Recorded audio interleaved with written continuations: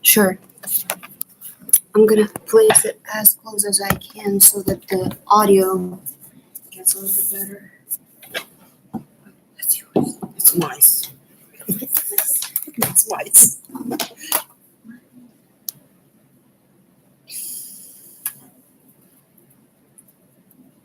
Okay, perfect. Second time around it all works better. Оля, а де ця? Кликай. Yeah, I got it. But let's just Нехорошо agree видно, to да? have a break.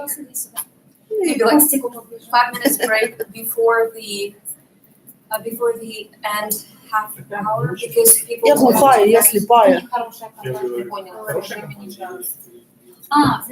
это я думаю, у меня хорошая посередине. Ну, как сказать, это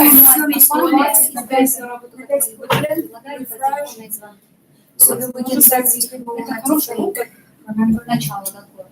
Можно попробовать, если вы себя видите в страховом бизнесе. Не знаю. Если Если вы вижу, я любите еще не общаться с определил. людьми, знакомиться с людьми, как бы находить клиентов, делать знак клиента. Надо просто посмотреть. Я вообще-то не знакома с их политикой. Смотреть нужно просто. Вы сами звоните, да? Мы нет, это так называемый cold call, никто его не любит делать. Я ненавижу звонить незнакомым людям, но сейчас уже более привыкла разговаривать с клиентами. Вот так. Очень удобнее, особенно для нас, для всех лицом.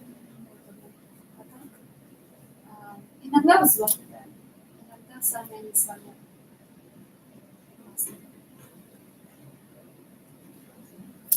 Okay, we can start. So, welcome back.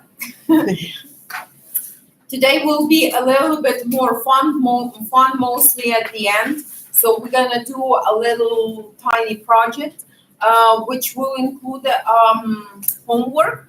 And I will remind you at the end of the class, but for Tuesday, I am gonna do a little quiz, maybe 5 questions. And they're going to be multiple choice, so you wouldn't have to write things. You will just have to pick the right answer. I'm not going to be putting you down if you're going to have mistakes. We are just maybe going to review if something is still a question. So last time we finished with the sprint flow. By the way, do you guys have any questions before we start, before we continue all this from the past class? Okay. So sprint, we'll go through very fast this sprint flow again and we'll move on. So we'll have a product backlog, the picture that we saw before, and we are going to see it again today. So from the product backlog, the stories will be picked, the user stories will be picked and put in the sprint backlog. Then the sprint duration is usually 2 to 4 weeks.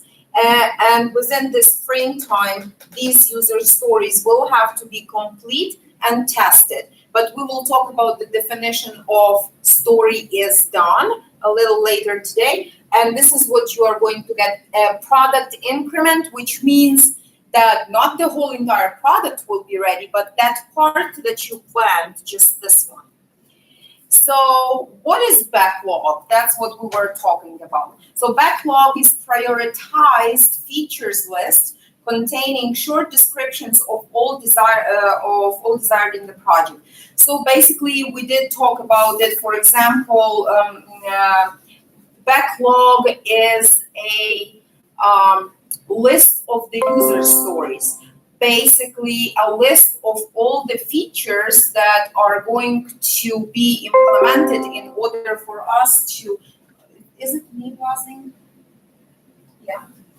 In order to complete our product. So there are 2 types of backlogs. It's a project backlog and the sprint backlog. So project backlog is all the user stories that's been planned, all the requirements that's been captured in the stories. That's a project backlog. Basically, when we are done working with a backlog, when we complete the work with our backlog, with our project backlog, our product is done. We can release. Sprint backlog is this part of it. Basically, it's a small part of a product backlog. And I wanted to show you how it looks in Jira. So Jira is a tracking tool, and that's what we are going to be using. Ola is working on it. If it's going to be today, it's going to be today. If it's not going to be today, it's going to be next week.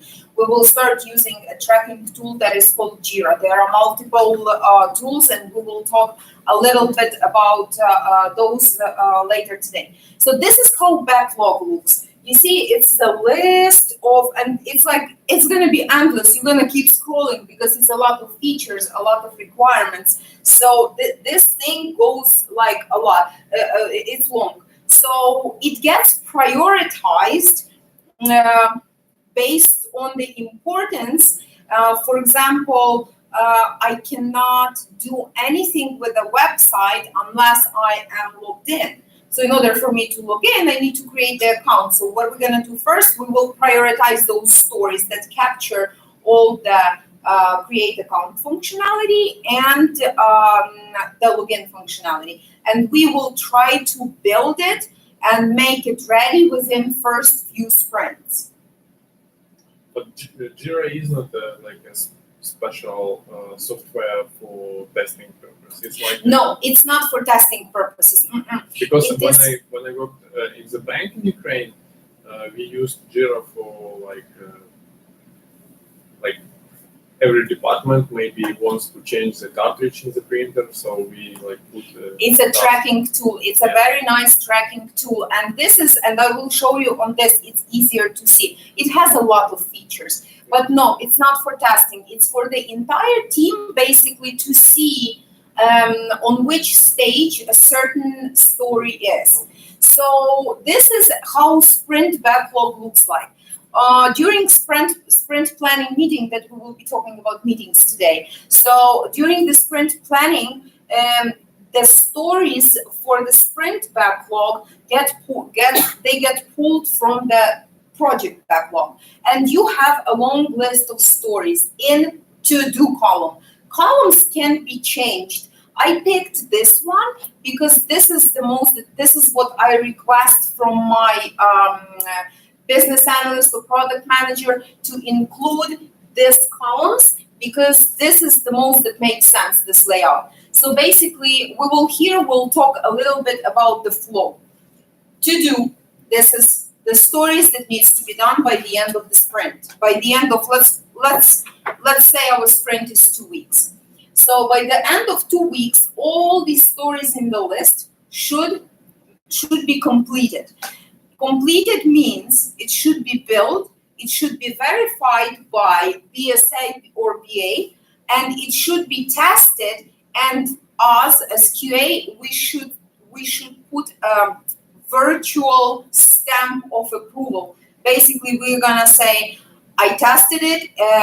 This sprint is ready for demoing to the client or for the release if we're in maintenance. And it's ready to go. I approve it. You have a stamp of quality on it. It works fine. We have minor bugs, but they can wait. So otherwise, it's working. So in the blocked section, you usually put the tickets, the stories. They're also called tickets because it looks like a ticket. So I have a magic here going on. Hold on. Ola, where is magic? What are you doing? It's just I think the TV cannot. No, it's not reflecting. It's poglощает. Поглощает. We will do it without, since it's поглощает. Wizard monster.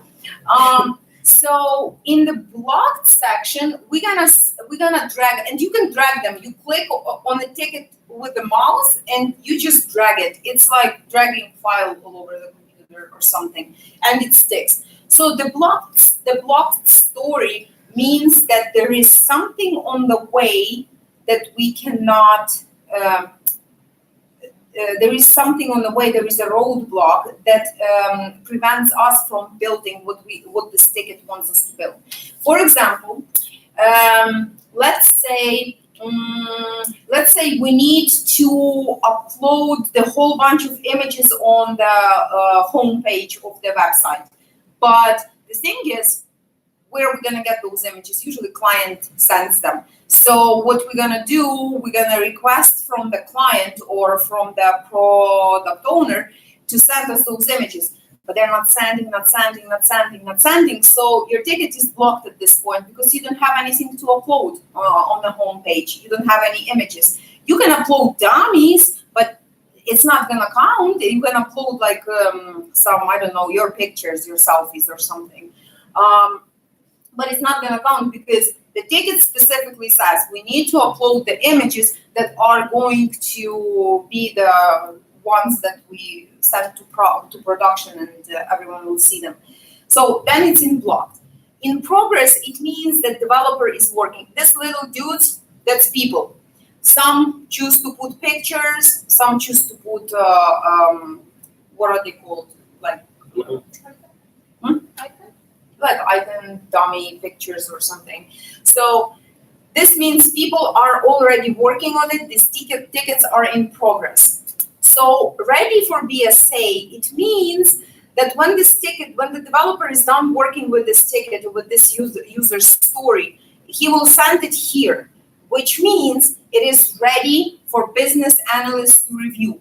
Before the user story or a ticket gets to you, BSA should review this ticket just to make sure that it hits all the requirements, because a lot of times they don't invite QA to these first meetings with clients where they discuss all the requirements.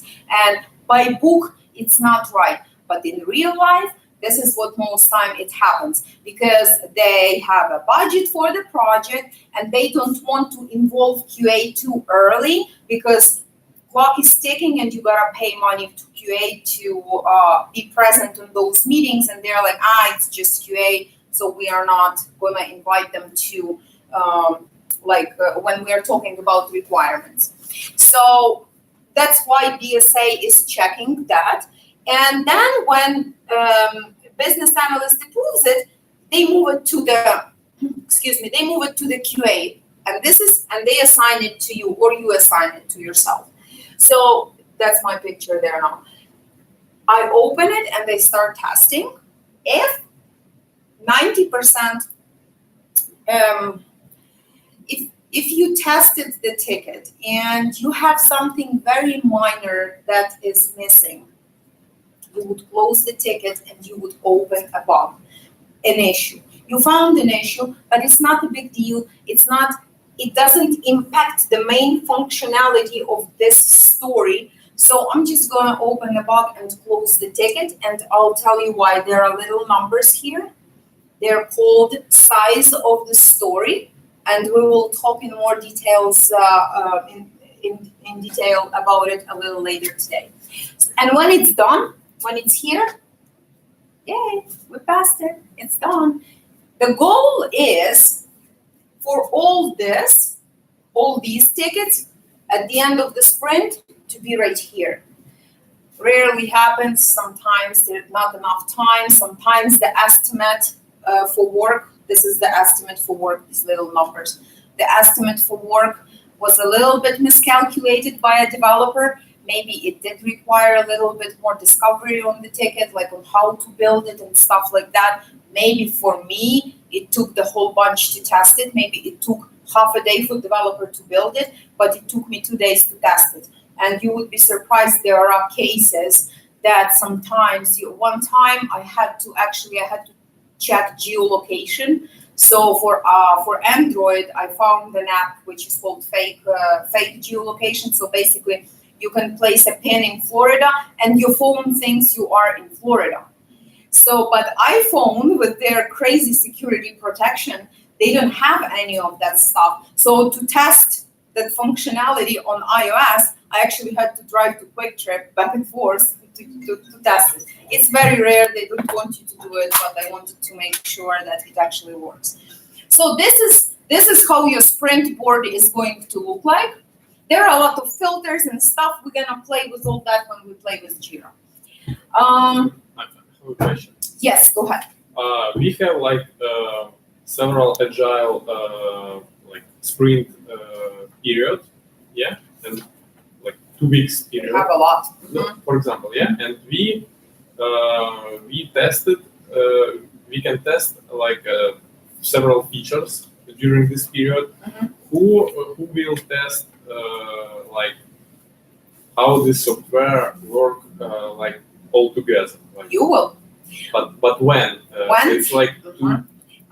We're gonna get deeper into that in the next classes, but I will explain you very briefly so you can understand that. And since I don't have slides for it, I am gonna not the best. because every single Artist, feature but- can work, but Yes, all also together. Yeah. So, for example, you have let's say you have 4 stories. You tested every single one of them, and it's passed, right? But we don't know if all this will work together. So that's called integration testing. So before the sprint is over, before you put the stamp of approval, let's say you tested all individual tickets, but before you say it's good and what we build works fine, you have to test it as a whole, and it is called integration. It's going to be integration testing. So it means that all these little modules work all together. So they don't exist only as separate units, they exist like the whole, and this is called integration. It's meaning this. It's meaning the connection between these little modules. but you do this like at the end. Yes, right before the sprint is over. They have to give you time depending on how big your team is, because it's always because the more developers, the more they deliver. So you have to see. So for example, you need half a day to cover the entire integration/regression of all these features. So you are going to half a day. You're gonna freeze the code. They cannot deploy anything. They need to leave this environment, which again, we're going to talk about that later, how it's all built. But they cannot deploy anything. They cannot push any code. So it's going to be steady environment, and you do you do this. You test it all together. And the interesting thing, when the next sprint comes, let's say you have 3 stories here, right? So you test them individually, and then after they pass, you test like this before end of the So sprint. every period you need to have more time. And that will be called regression. Every time the stories are added, you will again go like this. So it will be the time when, let's say in maintenance, there will be a time when you have to regression test the entire site.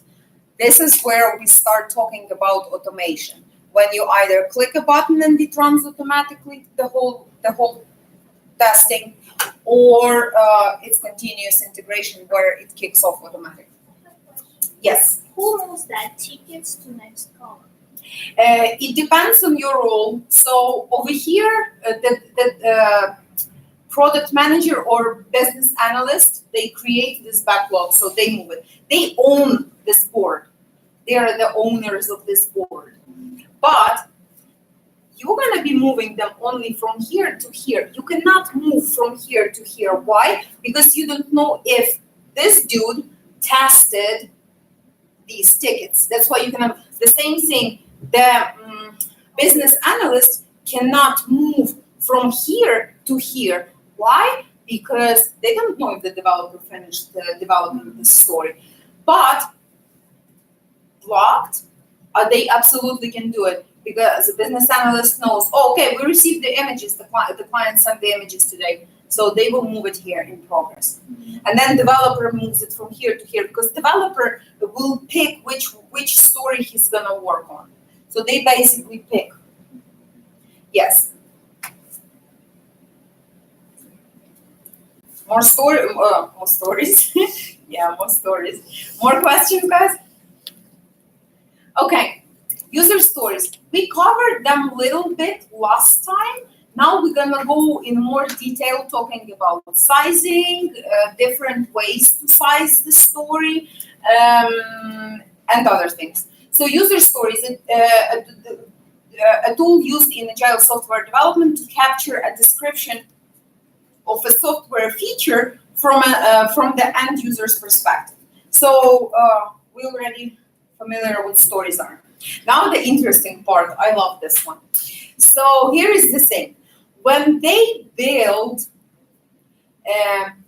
the backlog, product backlog, that big one, it makes more sense when what we do is we capture first the big features. For example, what we will be working on today. I picked the Facebook as our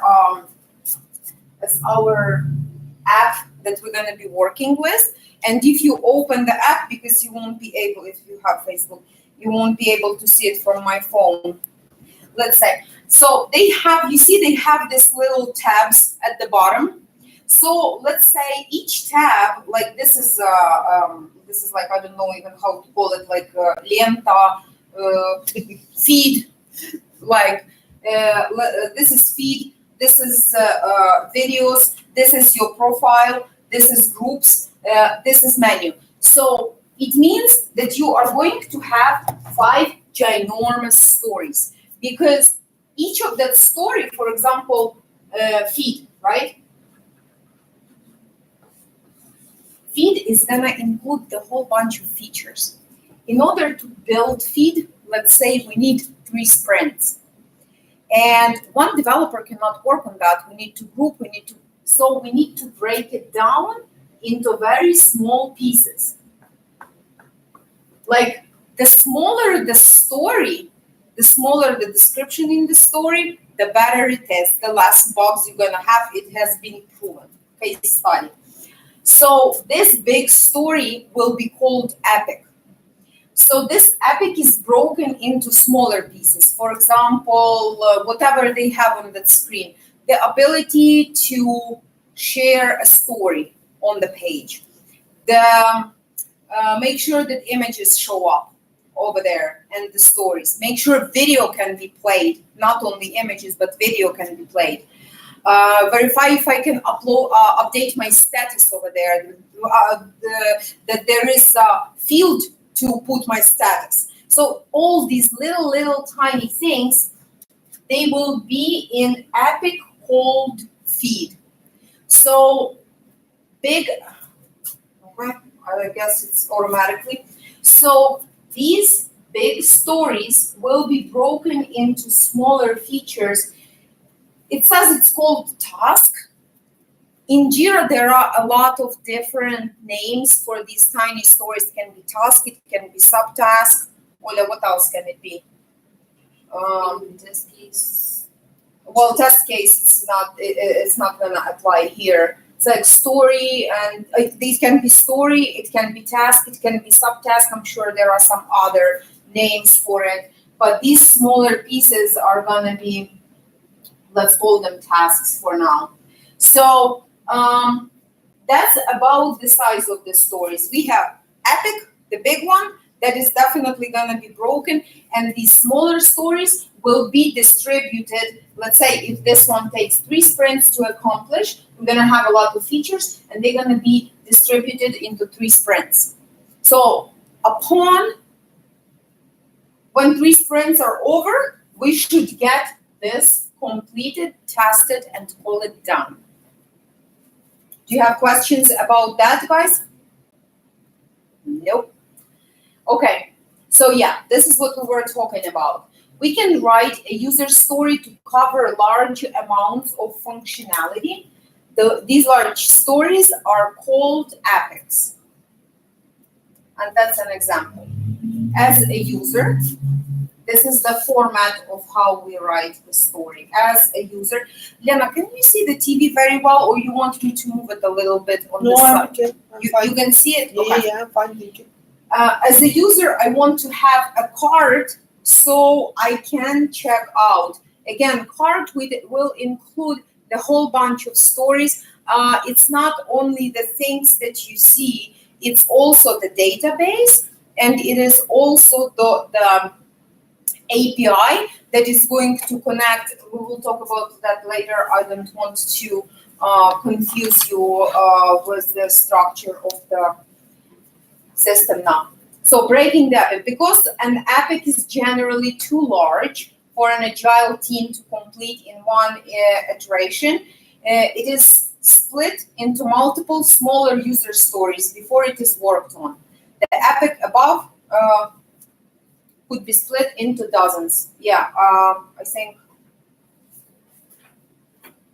as I said, it can be split in a lot of things. So there are different ways, and this is just an example of how things done. Need to understand Jira and other tools, they are very flexible, meaning that you can choose any filters and you can build your stories the way you want it, you can name them the way you want it, so it's flexible. With mobile, when we are talking about mobile applications, like let's say, what is the most usable one? Facebook again, or Instagram, right? So it is a mobile app. So basically, when they write a story, from my own experience, I think it's a good way to write a story like that. We have a parent story that will be called mobile. But we always build it for Android and iOS. We have two platforms. It's either Android or it's iOS. So the thing is, two different developers will be working on it because they're two different platforms. That's why they're using two different languages, coding languages. Sometimes the features even might differ a little bit, or layout might differ a little bit, because they're using native app things like, for example, calendar, native to Android platform. Native means the one that's been built by Android, and they just have a chunk of code that can pull that calendar down to the app. So of course, Android calendar and iOS calendar is going to look a little different. So keep that in mind when we're going to be writing test cases. So then this will be called a parent story. And then all the acceptance criteria, everything, all the requirements will be written here. All the designs will be attached to this parent story. But then we're going to have two subtasks, one for Android and one for iOS. Now, why? Because if we are going to have only one ticket for mobile, then how the developers are going to share it? Maybe one is running behind and he's going to build it next sprint. Maybe they're working on it together. So that is why they are broken into two subtasks, Android and iOS. So which will be also like separate tickets. And that's easy way to work with those.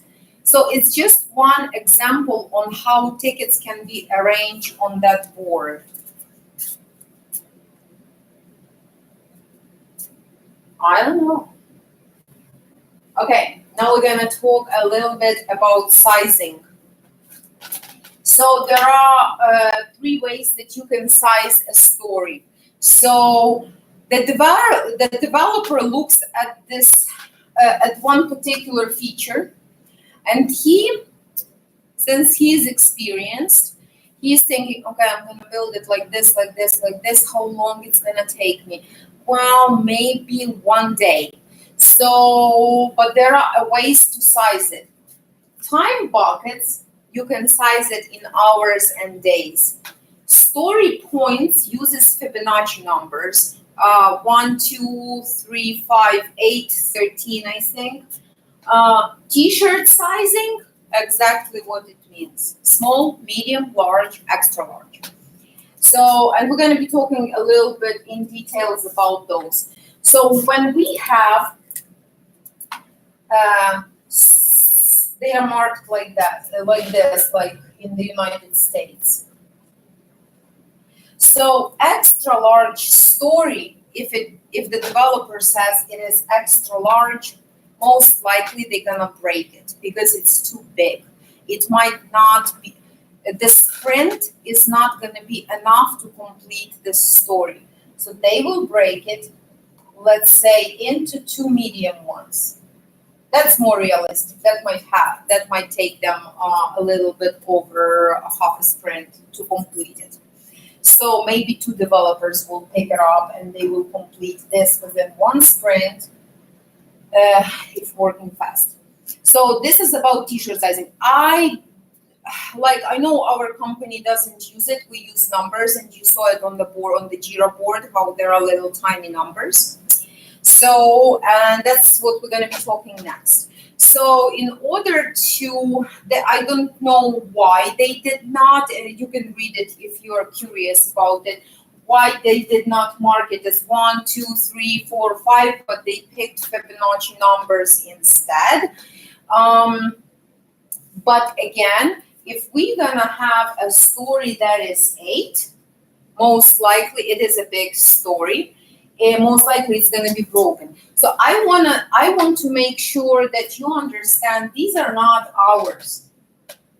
These are not ours. 1 point story probably will be built in half a day. 2 point story might take a day and a half, close to 2. So something like this. So basically, if the story is complicated, they will put a higher point on it. So we do not include, at least my projects, I don't know, maybe Ola will say different. We do not include QA's input in the story, and this is, I'm gonna go back again in about what I was saying. For example, this story, developer sizes it at 3, right? Pretty big story. So, and it takes him, let's say, 4 days to build it. But guess what? It's gonna take me 2 hours to test it. I can mark it at 1. So the total, the numbers already will change because it's developer plus me. We don't do it for me. We don't include QA input on the story sizing. Shoot, Оля. Yes. Say something. Say something. Отлично. Можно человеку сказать? Да. Okay, so with the sizing, I want to make this thing clear that all these sizings, 1 point, 2 points, 3 points, they don't actually mean anything except for the size, like the t-shirts. Small, medium, large. We don't really know what do they say, what is a small. For some developer, for a new developer, something that's small is going to take them 5 hours to do. For an experienced developer, it's going to take half an hour to do. So there is, and actually every company, not every company, but actually every team, they do decide inside the team what do those points mean? What do those numbers mean? Because in some teams, they will say 1 point, it means that it's under 1 hour. If it's under something that is going to take me under 1 hour, it's going to be 1 point. And it can be completely different for another team. These are not absolute. Just keep in mind, because there are so many things that you think, oh, I think I know what it means, and they mean it this way. No, this is a very legit question. When you start on a team, how do you measure that 1 point? What does it equal to in this project? And also QA, sometimes you would be surprised that sometimes some stories are going to take the developer to just change a very small thing, it would take him like an hour to do. And for the QA, it's gonna take a day or two to test it. So let's say they changed a connection, so now we're pulling data not from this place, but we're pulling data from a different place. And guess what? For him, quick fix. For us, we have to test, we have to do that regression testing, making sure that didn't break anything all over the place. So we have to do the regression testing all over again just for that one fix. Okay, I'm done. Thank you for your input, darling. Wanted to say something else about the story points. I will remember. I'll add. So the next one is time buckets.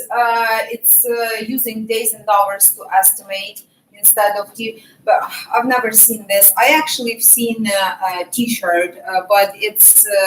I think it is a kind of dying, and usually they use Fibonacci right now because I think Jira is not even gonna allow you to enter anything but Fibonacci numbers.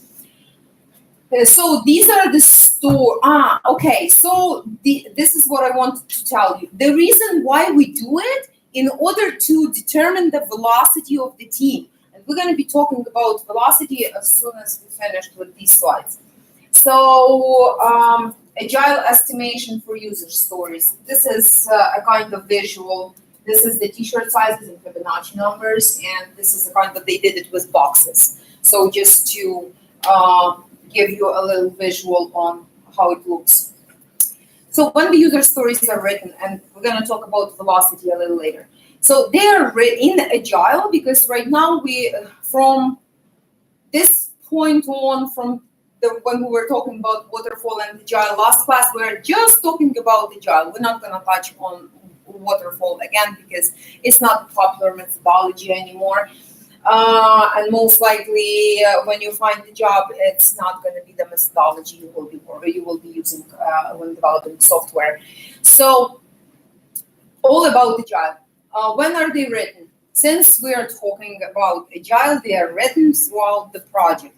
It's not that, yes, the majority of them is written in the beginning when they sit and the entire team with the client, with the product owner, product manager, when they sit and they discuss on how it should be written and they create these epic stories and they put them in the product backlog.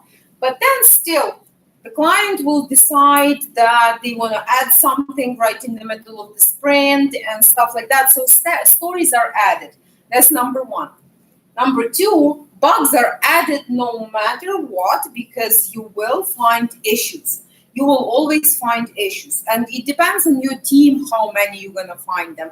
And it depends on how your stories are written on how many you're going to find issues. So those issues will look exactly like tickets, but instead of, let's say, task or story or something, that ticket is going to be called a bug.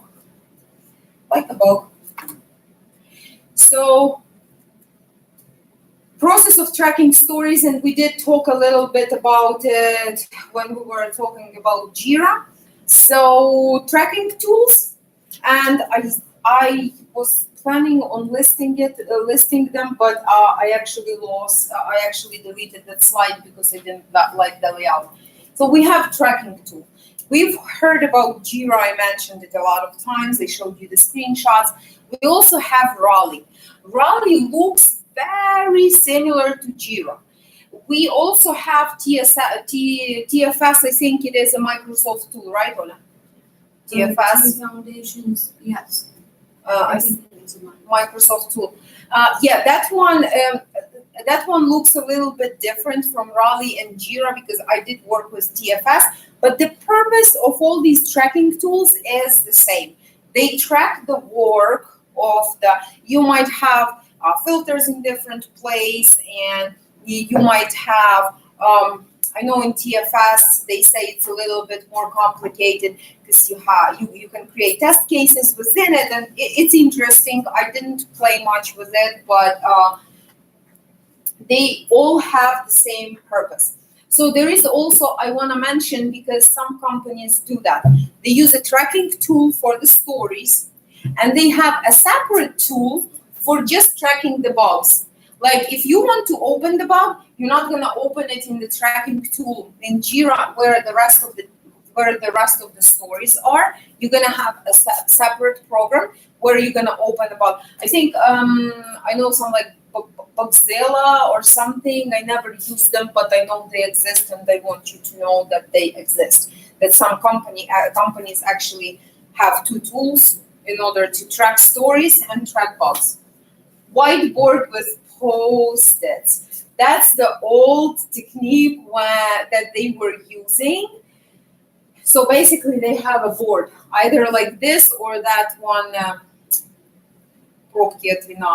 Cork, I think it's called. So, and what they would do, I think I have a picture here. So this is, we already looked at how Jira looks, and we did go through the flow, how it all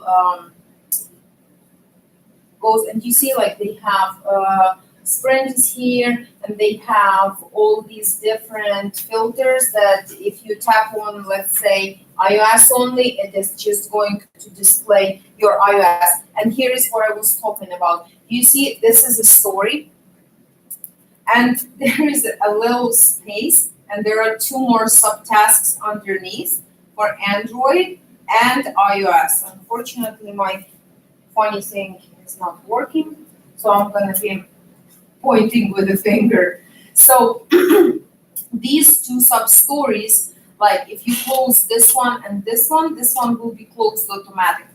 Because if this one is complete automatically, because this is only kept for description. Mobile, Android, iOS. So yeah, that's from a different thing and from a different board, so with different filters, and that's how it looks. This is the board. I found the picture. It was actually the only picture that I found of this, because this is the old way of doing things. First of all, they color code them. It depends again on BA or PM who usually they do it. So they color code them. And funny thing is, us being a very modern marketing company with up-to-date technology, I actually have one project using it. So instead of Jira, they tried to have it in Jira, but they totally didn't. The Jira was messed up, out of date. Their board was complete mess. I'm like, what's wrong with the board? What's wrong with the board? She's like, oh, and they are in different states. She's like, oh, we have this board, and they have this board completely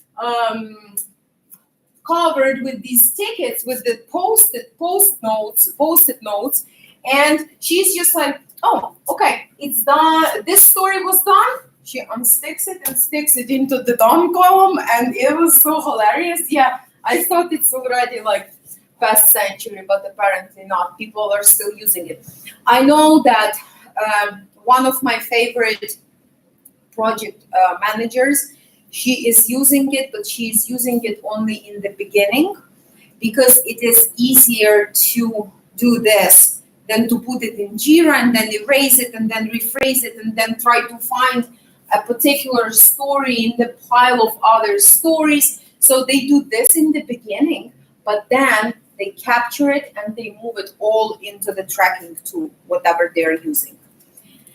So this is a fun thing, and I think we will start with this today. I don't know what's Ola's plans on Jira, if we're gonna get it today. Yeah, it's ready. I've sent all of you guys the invites to Jira. You do have access. We have a sample project there. We have actually 3 projects, but as you log into Jira, I strongly recommend that you take their tour.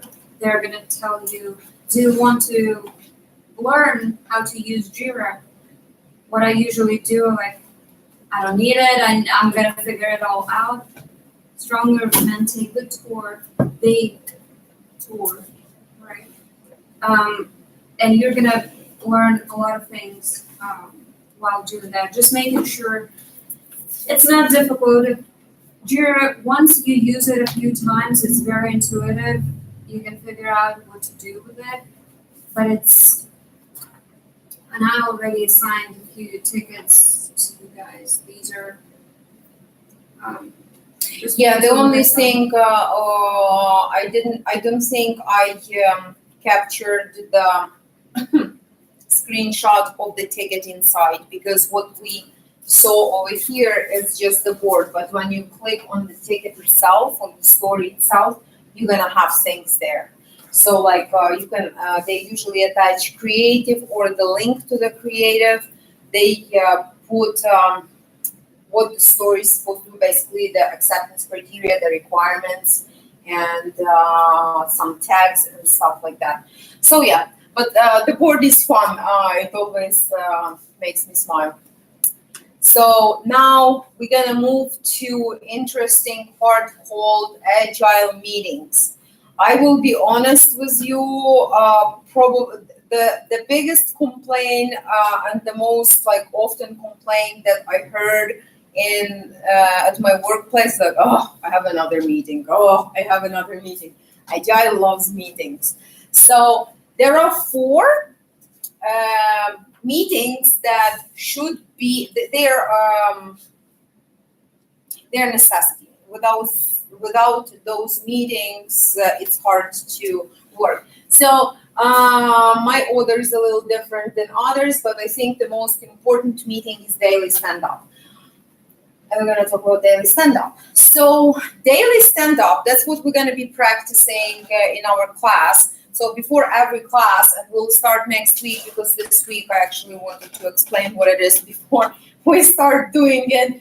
So it's going to be a good practice. Basically, on daily stand-up, it's, I would call it a sync meeting.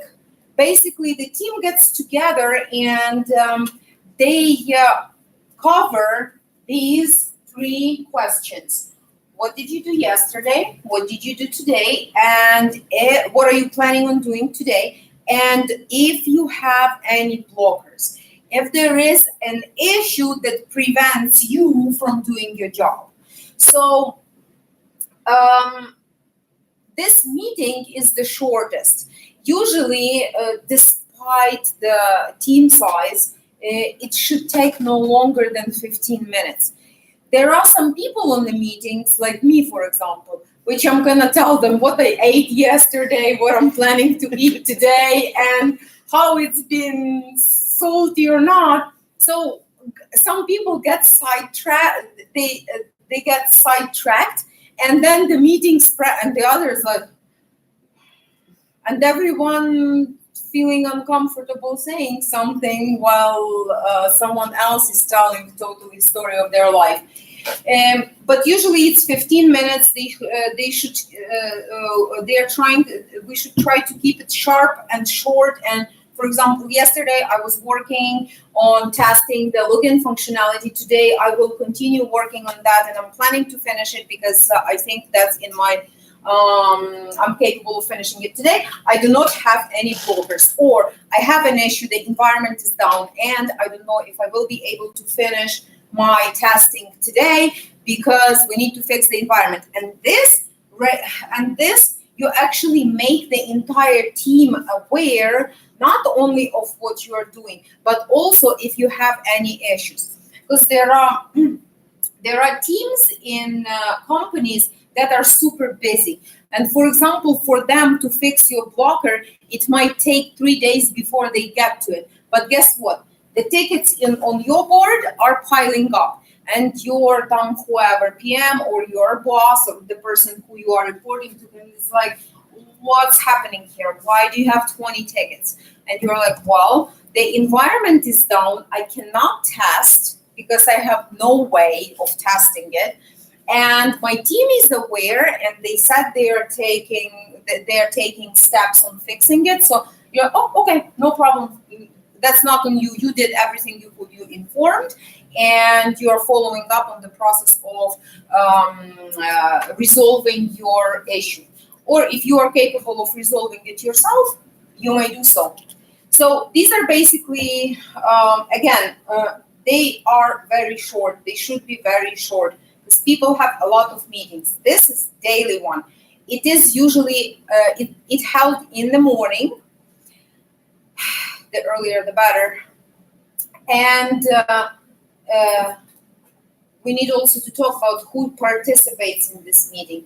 This meeting will cover the internal team and the client if they're willing to join. So it's going to be product manager, it's going to be the agile team that includes developers, QA, and business analysts, and client. So a little tip, if it's a political tip. So if the client is on the call during daily stand-up, I recommend being very careful of what you are saying, because you don't want the client to panic, never. So if you have some big issue, you'd better come and talk to UBA or whoever can fix it, but please don't make client panic. So you need to keep them happy and calm, and everything is going good. Everything is going good. So yeah, Шеф все пропало. yes.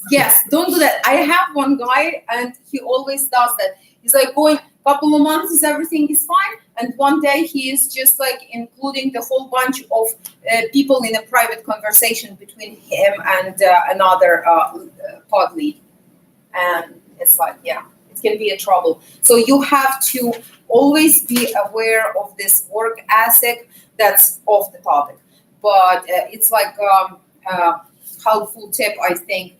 You have to, like the email ethic, you need to make sure that your emails are, because the person is reading them, it's easier to talk, but when the person is reading the email, they might think you were angry when you wrote it, because, and for us, it's a little bit, because we still are not perfect, it's not our first language, and we might write something like, hey, I need this because it's not working, and no thank you, no bye, no please, no thanks, and like nothing. And they're like, oh, gee, that girl has a problem.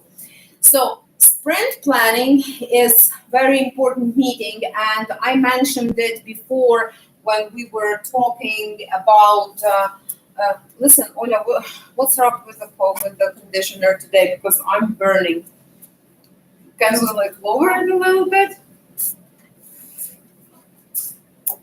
I have no idea how the thing works, but I'll See figure the it remote. out for you. Yeah, thank you. Ooh. So sprint planning is a very long meeting. So it is held at the beginning of a new sprint. So basically, every sprints are usually going by numbers. You don't give them names, some red, blue, green, whatever. They start with sprint 0, and this is very organizational sprint. This is when they're building environments, basically building a skeleton to start work. So then we have next sprint. We will call it sprint 1 because, this is how they call it. So when this one ends and this one starts, let's say that this one ends on Tuesday, but the next sprint will start on Wednesday. So on Wednesday, we're going to have, again, I clicked something. On Wednesday, we're going to start this. We're going to do the first thing in the morning, we do sprint planning. And this is where the team sits, so who participates? We again have the same thing. Usually client doesn't want to do that, but they might need to be present in order to prioritize. So what do you want us to do during this sprint? What do you want us to accomplish? They'll say, well, let's do this functionality and this functionality. And we're like, okay, so we'll take these 2 epics and we will move, they are already broken, and we will move all these little stories and build a sprint backlog. That's what we saw on the board in the done column. That's sprint backlog. So, excuse me, this is a very long meeting. It takes about between hour and a half to 2 hours, maybe sometimes it goes a little bit more. Why? Because every single story will be opened. and looked at, and the developer, and they will size the stories during so the developer is like, I'm gonna take this story, assign me to this story. So Jimmy, how long do you think it is going to take for you to build it? He's like, let's make it 3. It's pretty complicated story. Let's make it a 3. And this is how they go slowly by. Or for example, we have a little story. She opens it, or business analyst or PM opens it, Scrum Master, whatever.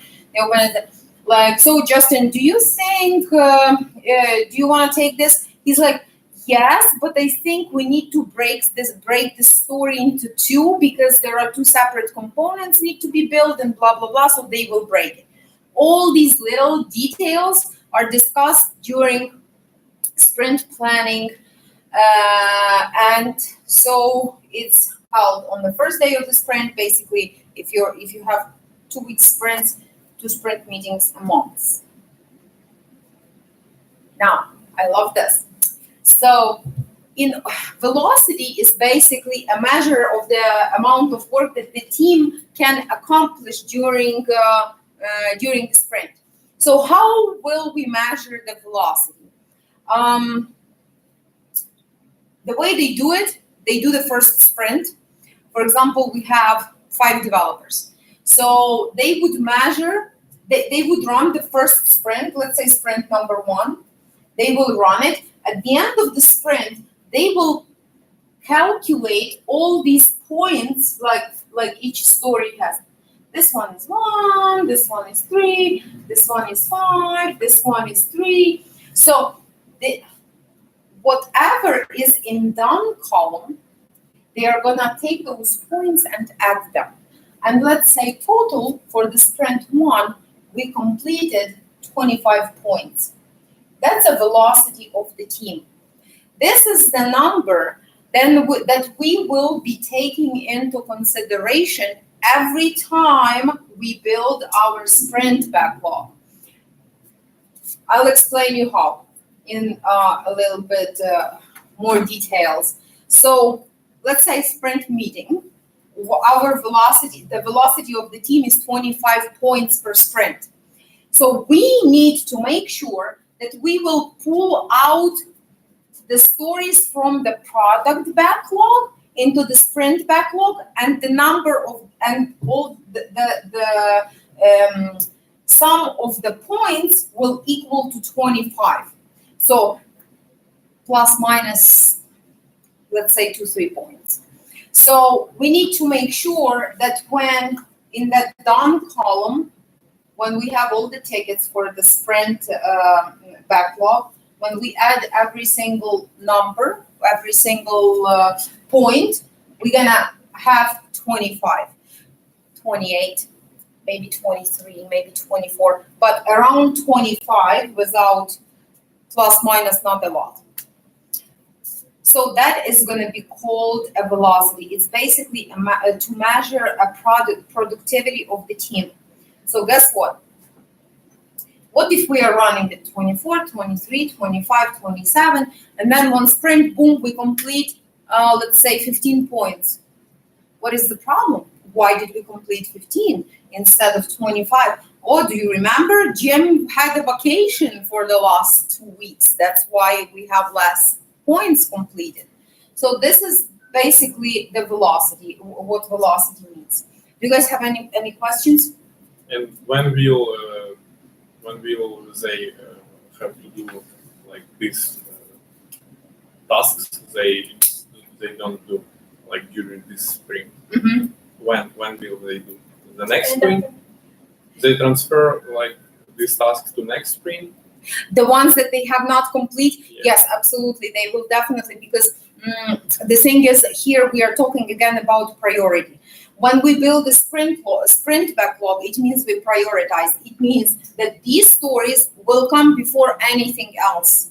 So when we have some unfinished, incomplete tasks, excuse me, it means that they're going to be moved to the next sprint and they will be completed ASAP. So that's mostly the case. I mean, I'm sure there can be exceptions. I want to define again what means done. what are we gonna count into this velocity? What is gonna be included? Jira, I think when you go to the velocity chart or whatever, they're gonna show you in taki little ovals, right? They're gonna show you, for example, the total number of sprint points, let's say, was 31. Despite the fact that we can do 25 plus minus, we put 31 points in the sprint backlog. So these are done, which the definition of done is the QA put a quality stamp on it. It means it's been closed, it's done, it's working as expected. So only then it is done. If QA has not tested it, it's in progress. I didn't put it in the right place. So it's in progress. Let's say done is 15, in progress is 15. I don't want to count a lot. And this one has not started, so it's in to do. So they didn't even make it to pulling it into process, in progress. In progress means it's either in that in progress column, or it's in BSA column, or it's in QA column. Done is only when the QA gives a star. So that's the definition of done. Only these points can be counted as a velocity.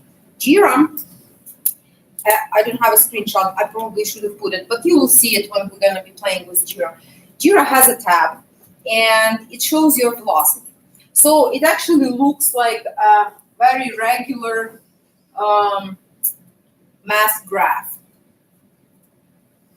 So we will start from here, and ideal case scenario, we will be all the way here. Rarely happens, but yeah. So you might end up here or like it's going to be a little bit different. If you are not hitting your points in sprint, then you might end up here or somewhere here, or hopefully the closest to the 0x as possible. Maybe just You may. jump in to say something. Again, this definition of done, when the story is considered done, is also not something that is true across the board. There are teams that are going to say the story is done whenever the developer has developed the feature and the BSA has accepted the feature. Means tested in their way. Tested meaning checked if all the acceptance criteria and the user story would have some acceptance criteria. This form has to have these and these inputs, and this on clicking the button, this and this thing needs to happen, right? So those are the acceptance criteria. That's the most important part of this feature. So the BSA, he would take a look at it. Oh yes, the inputs are there, check mark, done. The button is there, check mark, is done. Let's click the button. Click the button, we get a thank you screen, done. That's it. And sometimes they would say, that is done. QA is something that is just like the next step. This is like kind of an enhancement, not an enhancement, I wouldn't say enhancement, but this is like an extra. So the story is done, we want to collect our points because for their metrics, they want to make sure that they don't include the QA, especially if the QA time is taking a lot of time. If it's a huge application and it requires a lot of QA effort, it might make sense because they want to see what's the velocity of their development and not necessarily include the QA in it. Sometimes some teams would say, okay, there's another column in the Jira board. After the QA, there is a UAT. What UAT is a user acceptance testing. So basically the user, we set the client. Oftentimes the client would want to say, okay, once the sprint is over and all the QA tickets that were tested do come to UAT ready column, user acceptance testing. The user, the client, not the final user who's like drawn from the street, but whoever we define as the user in our case, in our development, that user has to go and say, yes, that works for me. That's exactly what I wanted. Sometimes it's the business owner or the project owner. He would go and, yes, this is exactly how I want it. Or they might say, you know what, this feature, even though it works and it's QA'd and it works as we wanted it to be, but I think we talked about this a little bit last time, they would say, this is not how I envisioned it. Let's change. I'm going to rewrite the acceptance criteria. I'm going to rewrite it. Let's reopen it. I don't want to accept it. So that feature might go back into the backlog, and then analysis process starts again. So it's like all that process for it starts again. But again, in this, I just want you to keep in mind that there are no questions when you start your job and when you are placed on a team. There are no questions about the process that are going to be dumb questions. No, there's Agile methodology and Scrum methodology. It's just like a framework that gives you some ideas how to do it, but every team adapts them for themselves. And you have to have some experience with it, knowing how it works, but also remember that it can be changed per team as much as they want, basically. Yep, it can be adjusted and stuff. And in fact, to add to that, I don't know if I have to click far away. Yeah. So the business analyst or whoever owns this board, they can actually set up in their settings when the story is going to be considered done. I think by book it should be validated by QA before, but real life scenario, whatever Olga was saying, they want to show client that we hit our velocity. We want to show the progress. We want to show that this graph is not here, that it is here. And for that matter, they might put the definition of done when the ticket is in this column, when the developers are done with it. It hasn't been tested. We didn't give them a star, a green light, but they'll call it done because it's been developed. It's just, usually it's for purposes of paperwork. And that's the velocity we were talking about. It's a key metric in Scrum. So, and this is how it looks. So this is a product backlog.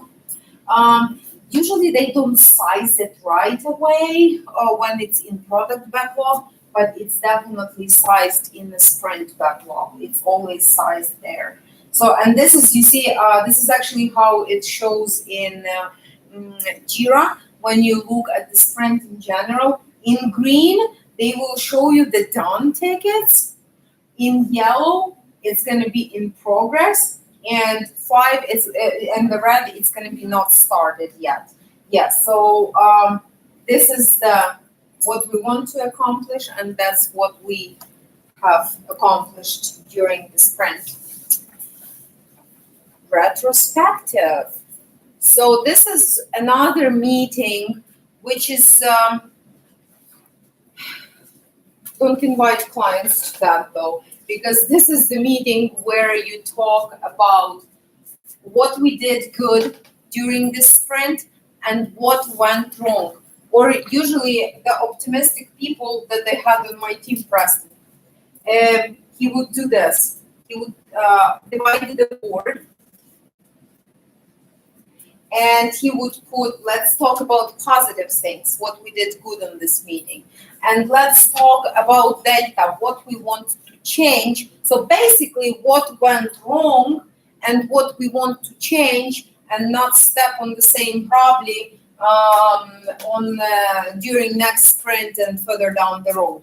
So, and here the entire team, including business analysts, the developers, us, the agile team, Yes, this is only, so this meeting by book, it's supposed to be only for pigs, if you remember, only for those people who are fully invested.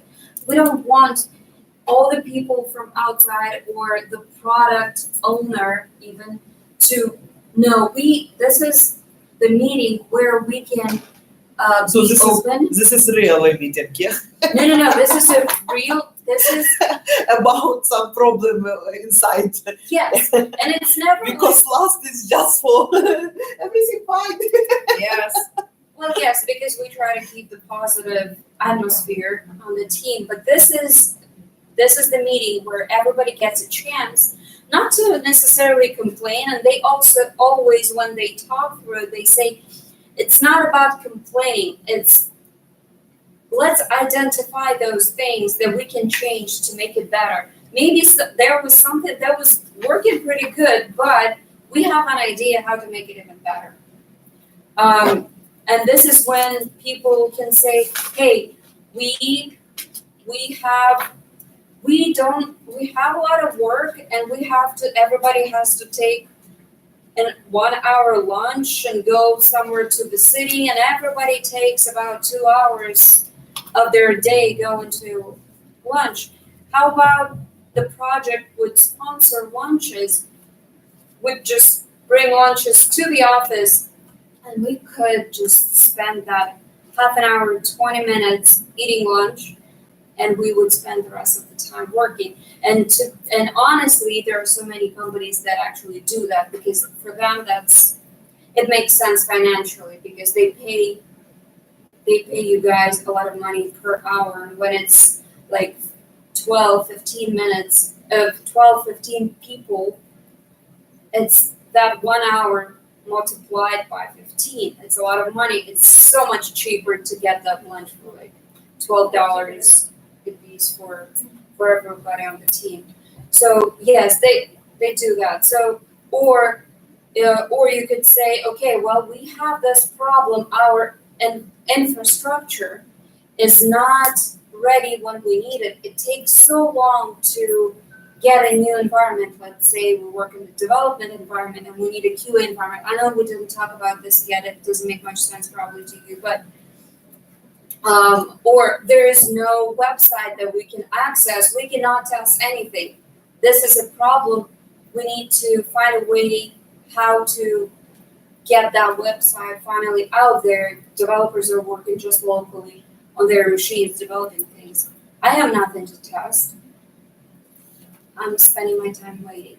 So that's the kind of problems that are brought up, but also for us, because I'm talking us because we are all non-natives here.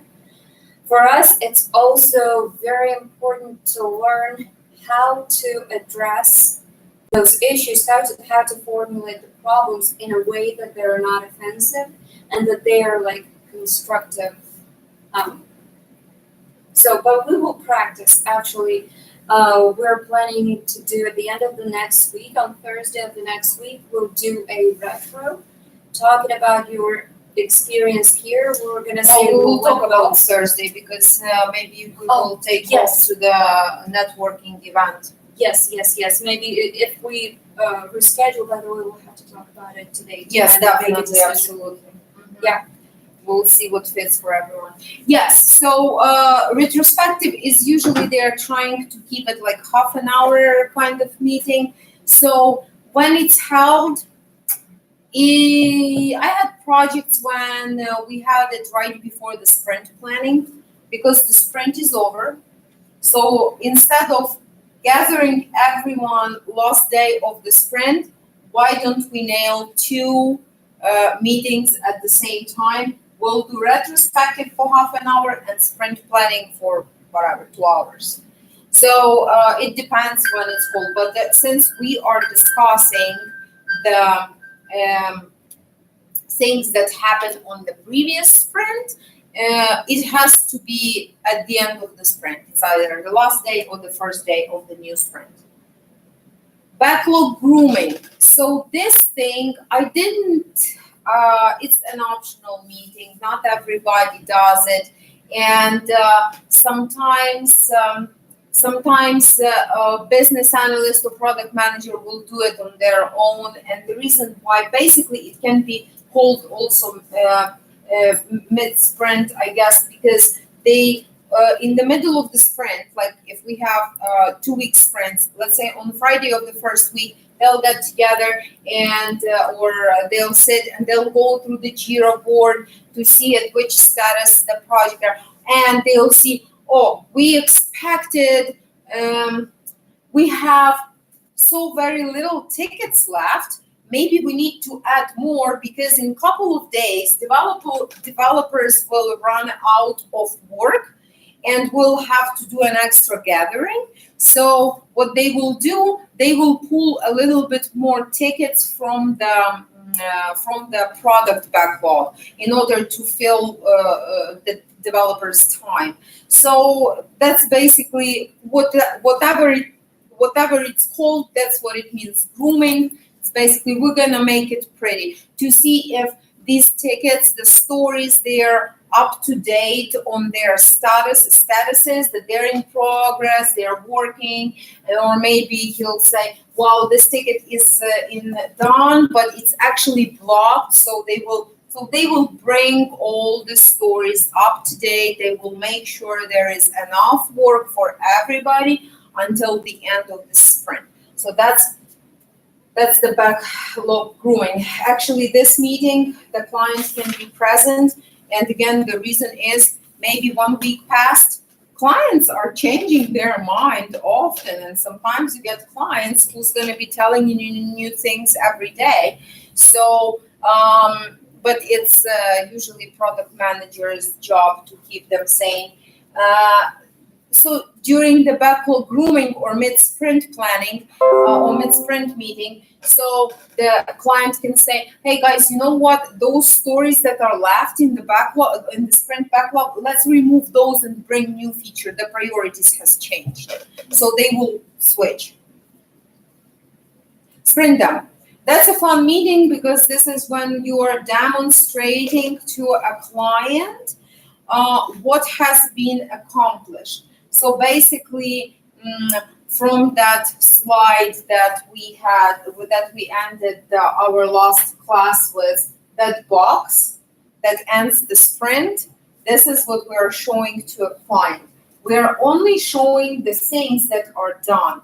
We don't want anything to break during demo. We want it to go flawlessly. We want to show that we completed this work and it actually works. So this is basically, they're saying that we will discuss again things, what problems we had and stuff. Usually they don't. They just show what we got. We have this, we build it, and client, the good thing about this meeting is client will provide their feedback. So you are going to get a feedback from the client on this chunk of functionality that's been built during the sprint. Sometimes client doesn't want to see demo. Sometimes clients are not very involved. Sometimes they will show up when problem arrives, or I don't know, he was dreaming about this project last night and he's like, oh, I haven't talked to you for a month. Why don't we look what we built? So some clients are not very involved. It's not like you're going to hear from a client a lot. So again, depends on the client. Let's summarize the agile, and I want to put you a short video that Ola found, and it's actually a pretty awesome video. And after that, we'll do questions, and we'll take a little break, 5 minutes for you to catch the breath, and we are going to do something fun. When do the people work if they have like so many meetings? This is exactly the complaint. Like a couple of weeks ago, I had the weeks that I had only 2 to 3 hours time for work. The rest of the time I was at meetings. Because it's not only these meetings that we talked about. These are the main meetings that are always there. you can have some type of presentation. Let's say today we had lunch and learn. The guy made a beautiful presentation for 1 hour. So we were sitting and listening. Why? Because it's knowledge transfer they're sharing. For example, my boss is gathering all the leads. I have to be on that meeting, and those things can last for 2, and the tech leads meeting that Tom Cod hosting 3 hours. So you just sit and you're like trying to stay awake. So thanks God those ones are once a month. But sometimes, or you will have to have one-on-ones with the person that you report to. So basically, they're going to be asking you, how are you doing? Is everything okay? I see you're a little bit down lately. Is everything okay at home? So those meetings get a little bit on personal note. Then you might have some other meetings, a whole bunch. But this is actually, this exact question that you just asked is very often questioned in the retrospectives. So when the team starts working on a project, everybody wants to follow the ceremonies, the Scrum ceremonies. That's what they're called. All these meetings, they're called ceremonies.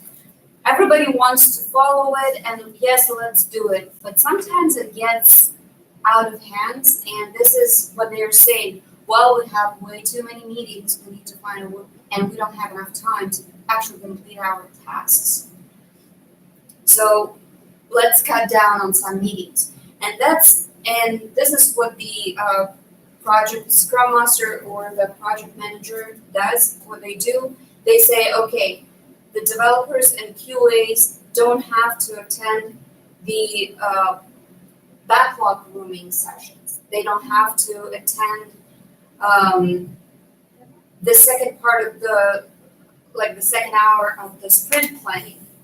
Because honestly, to plan the sprint, this is the idea. It has to be everybody's buy-in.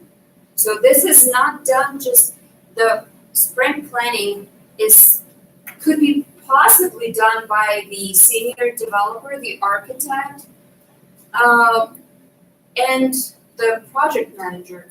They could totally handle that on their own.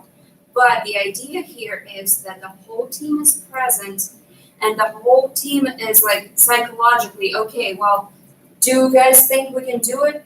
Should we pull these tickets into the sprint or not? Well, if somebody says, well, and people usually think, they are all thinkers, they think, well, maybe it's too much. I can see that we have a vacation coming here, we're gonna be one guy down. We don't think we can accomplish all these points that we thought we would. Let's not pull this into the sprint. So, but once we commit to it, they really want this psychological, on some level it's a psychological just commitment. Yes, we're going to do it. But this is a really good question that rises up every project, in every retrospective. Too many meetings, not enough time to do actual work. And it's like you cannot be without them, but it's hard to be everywhere. And sometimes you wish you would be just like 2 of you. And on that note, on time saving. So when the project is very big, and let's say one team is developing website and 2 mobile apps and API for the same client. So what they do, excuse me, for like sprint planning meetings, they will split the team into 2. PM will lead, let's say, mobile apps, and BSA will lead website. Why? Because, for example, 2 teams will spend separately 1 hour doing the sprint planning, but if you combine them, it will take twice longer, and so they're looking for solutions. They're looking for solutions to do that. So let's watch the video, and then we'll go to the questions. Let me see what is it gonna show me. I might need to drag it. Demo is a demonstration? Yes, demo is the short for demonstration. She's not so dumb. She's so fast. We need to do this, and Ola, we need probably some volume. While I'm doing it, I want to see how loud it's going to be. What do you need to start using Scrum?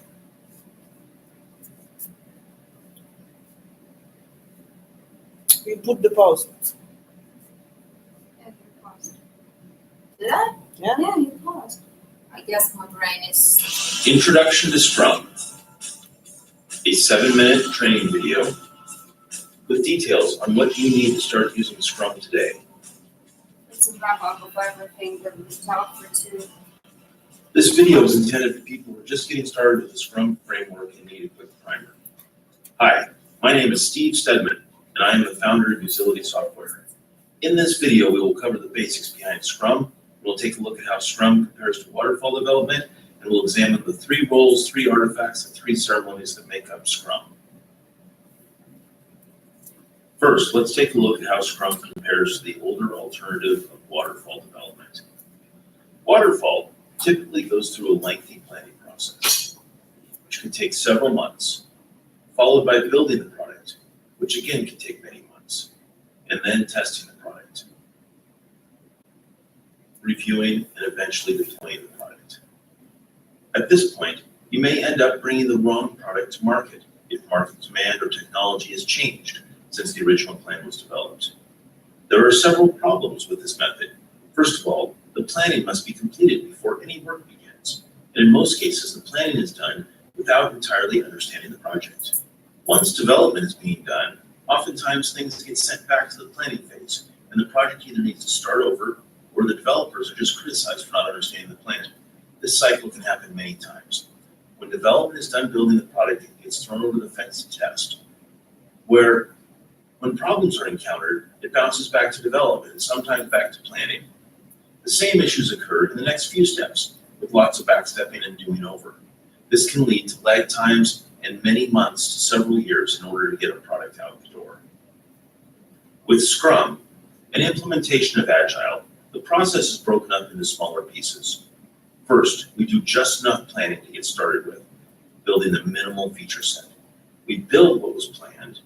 Next, we test and review that small feature set and get it ready to ship. When that cycle is complete, we end up with a potentially shippable product. This process usually occurs in a time period of 1 to 3 weeks. This is then repeated time and time again, reducing the time from planning to development to testing. Each time through the planning process, we're doing just enough planning to complete the next incremental release. You end up with several incremental releases called sprints.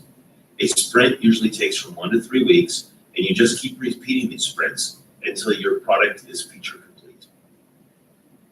Sometimes you may end up shipping your product after the second sprint, or the third, or the fourth, or even further, but you eventually end up with a shipping product.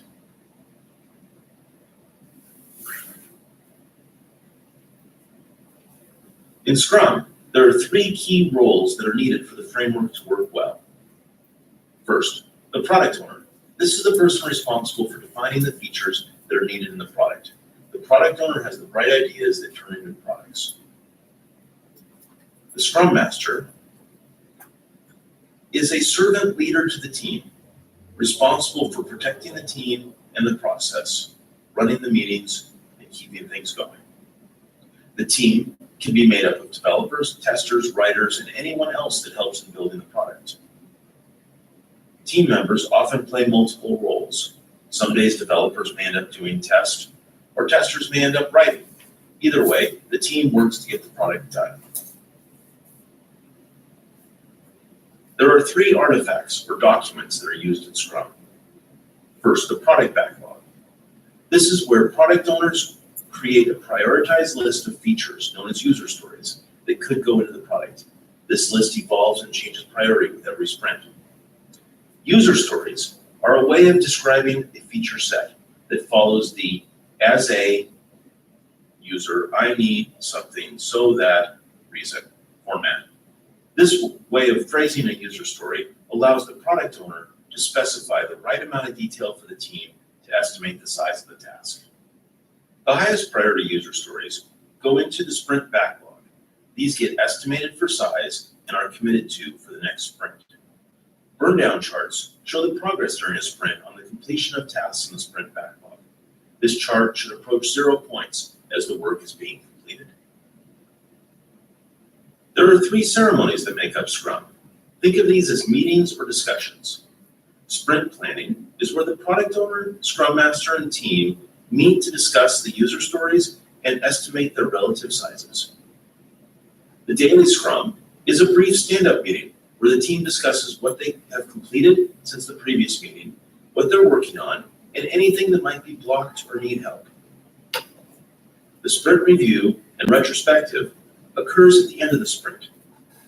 This is where the team demonstrates the completed work to the product owner, and then the team discusses what they can do to improve the process going forward. Let's bring it all together and take a look at the Scrum workflow. Start with the product backlog, which is where the product owner builds a list of the bright ideas and features that could go into the product. The product owner prioritizes the list and brings the top items to the team. Sprint planning is where the team, product owner, and Scrum Master discuss the top priority user stories, determining what can go into the next sprint. The output from the sprint planning meeting is the sprint backlog. This is a list of user stories that have been committed to for the next sprint. The entire team and product owner have a solid understanding of what each of the user stories involves based on the discussions for the sprint planning meetings. The sprint is a 1 to 3 week time box where the work committed to in the sprint backlog is worked on through to completion. During the sprint, the daily Scrum occurs as a stand-up meeting where the team discusses what they have completed and what they are working on, as well as any blocked items.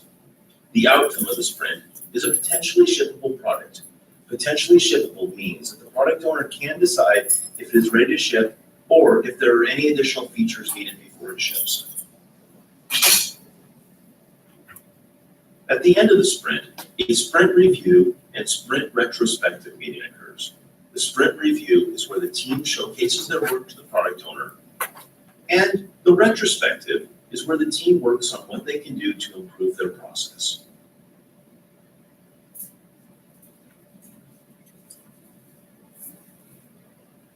Repeat this workflow for each sprint. Now, for a software solution to help manage the workflow. Usility has been built around the Scrum process to help people fill in the 3 Scrum roles, manage the 3 artifacts, and better run the 3 ceremonies. Visit usility.com for a free trial and for additional Scrum training.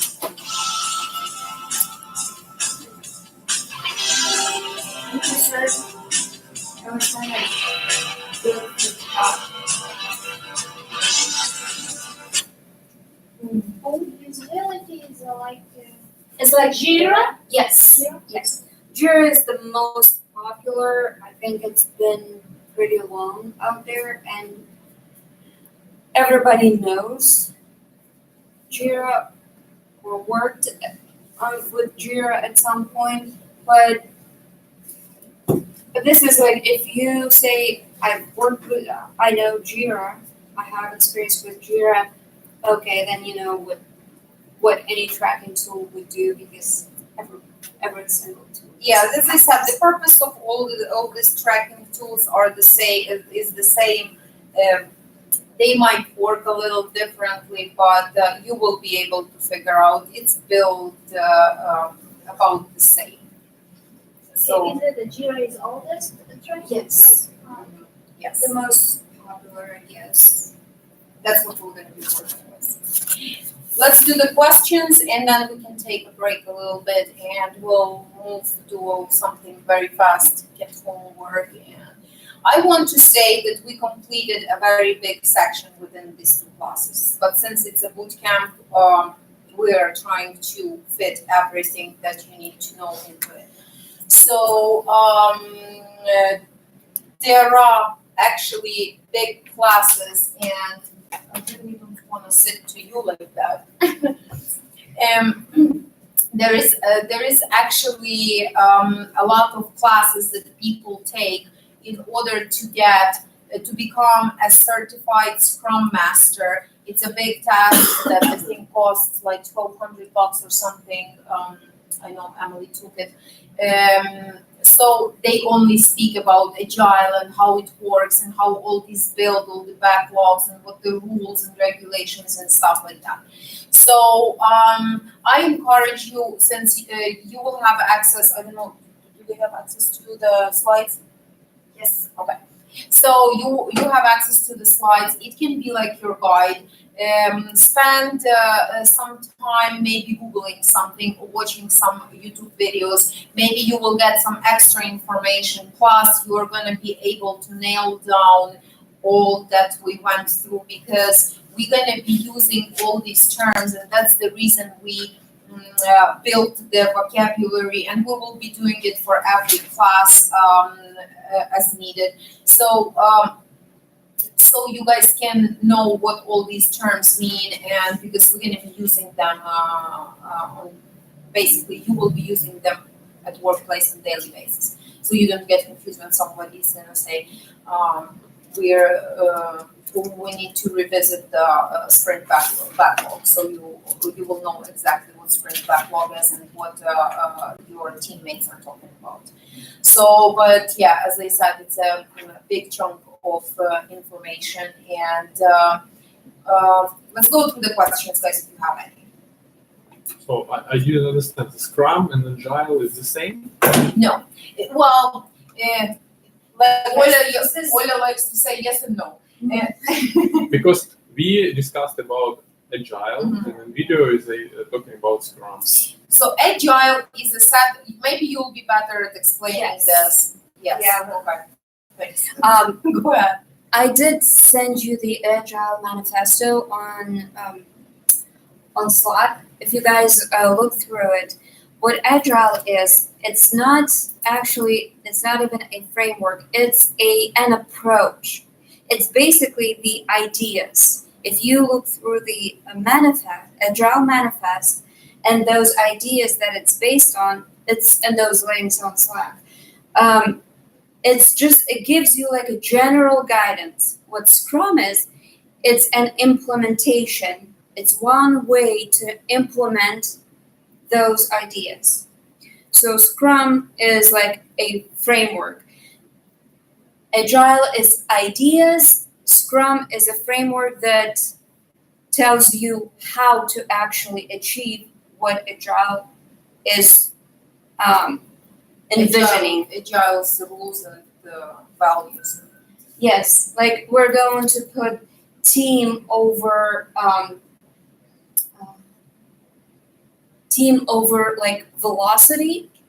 So for them, in Agile, velocity is not the most important thing, but the team, how the team works, and the communication in the team is more important. So that's why nobody is going to pressure you, and this is why it's so great to work in IT these days, because it's everybody, Scrum Master or project owner, everybody is trying to be very nice to developers, QAs, all the people that work on the team, because only if you're happy and not stressed out, only then you're going to produce at your best. That's basically the idea. And they don't tell you, okay, you have 2 days and you have to complete 5 points of stories. You gotta work day and night. No, they're not gonna say that. But they're gonna say, okay, you know what? There are only 2 days. You're probably not going to complete all those 5 points.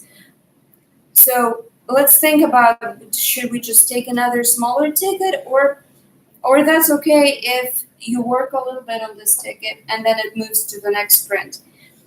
What they say is that numbers are not the most important thing by which you're going to judge how the team works and the progress of this project. Scrum Master. yeah. Scrum Master and PM are the same. Yes, it's 2 ways to say. Here's the thing, sometimes some teams, they do have a separate Scrum Master and they have a business analyst, a separate business analyst, and then well, they have developers, they have QAs.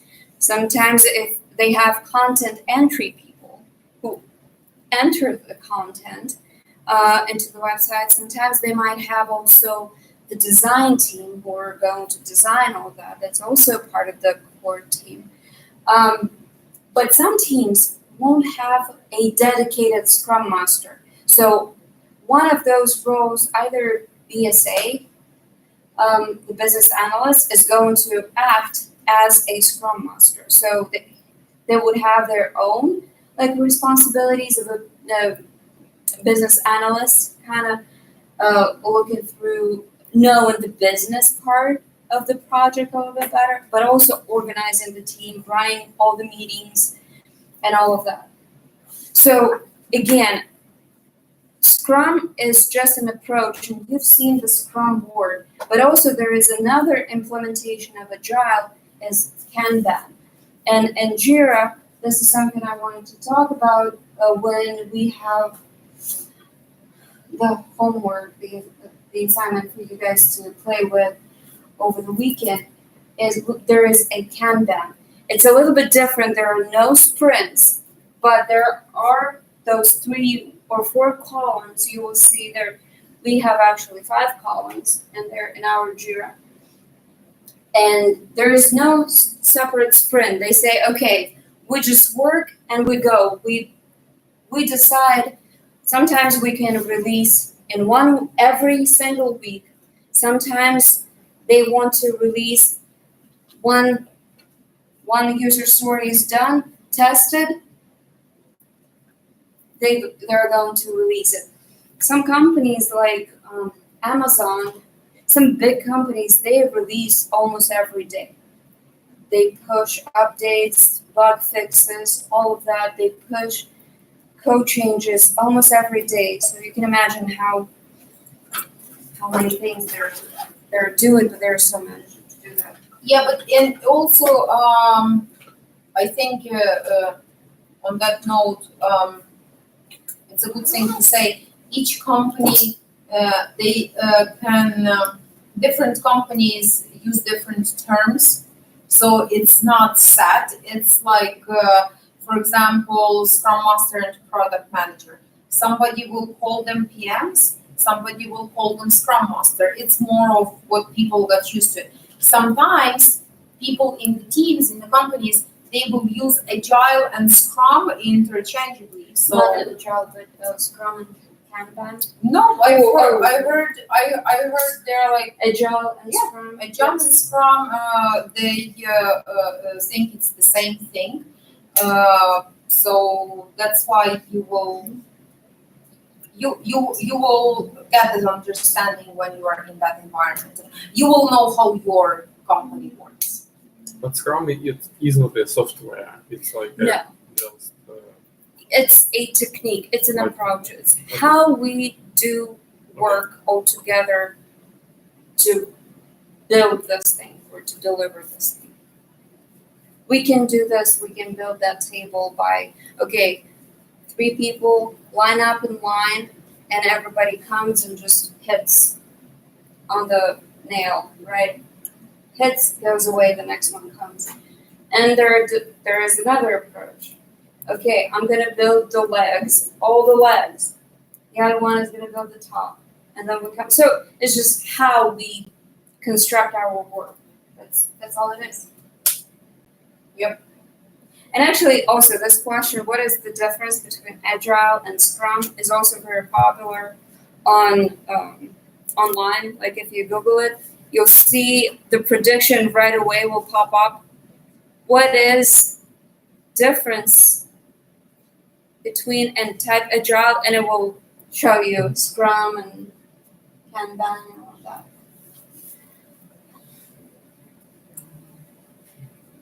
You wanna guys take some water, drink some water, or walk around to do this? Oh, did you do that? By the way, not in school. People who are on the machines all the time and they do this, you guys need that for your own health benefit. Всегда нужно делать вот это вот, короче, вот там прошло, там, например, полчаса, час, сделайте какие-то упражнения для пальцев, потому что там на старости лет могут быть проблемы. Когда вот эта вот мелкая моторика, делайте какие-то вот там, повыгинайте их вот так вот, какие-то small tiny exercise. I need you to go to your inbox. My Click. inbox where? Your Google your Gmail account. The company or my person? So your personal Gmail account, and I need you to accept the invitation for Jira.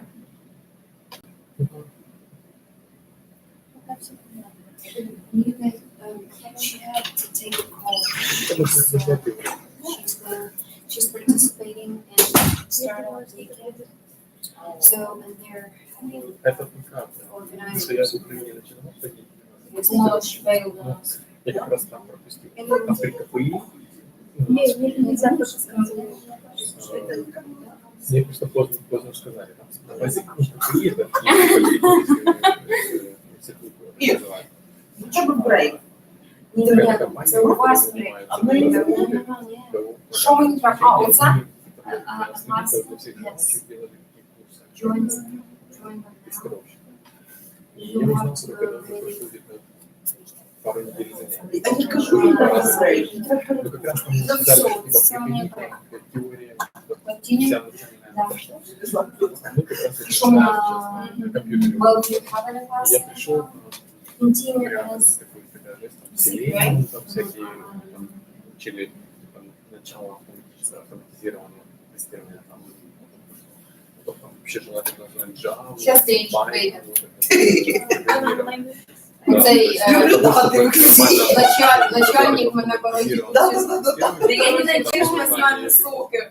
не было. О, И є. там просто Оце я воно, пришел да? как бы с нуля, а там уже там люди, которые учились, например, в КПИ программистов, то есть они уже это знают. То есть я там просто сидел там. У нас просто дуже мало часу. Бачу, у нас 15 хвилин. Давайте, я думаю, что нам 10 минут нам останется, если вы хотите курить. Та ми на 5 минут вийдемо. Давай. Просто 10 минут. Уже пока Да, говоришь, да. уже там была бы.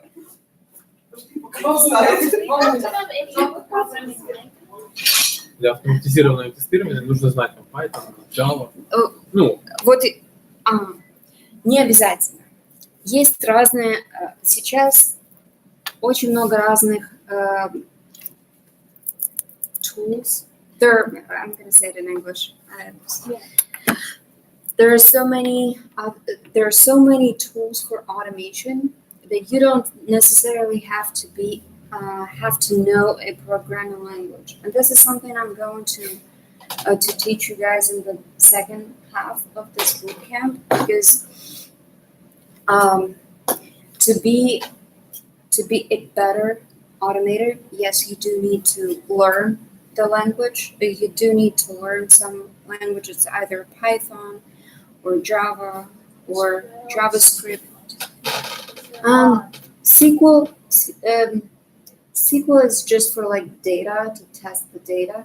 There are a lot of things that you could learn, but usually people do it like on the job.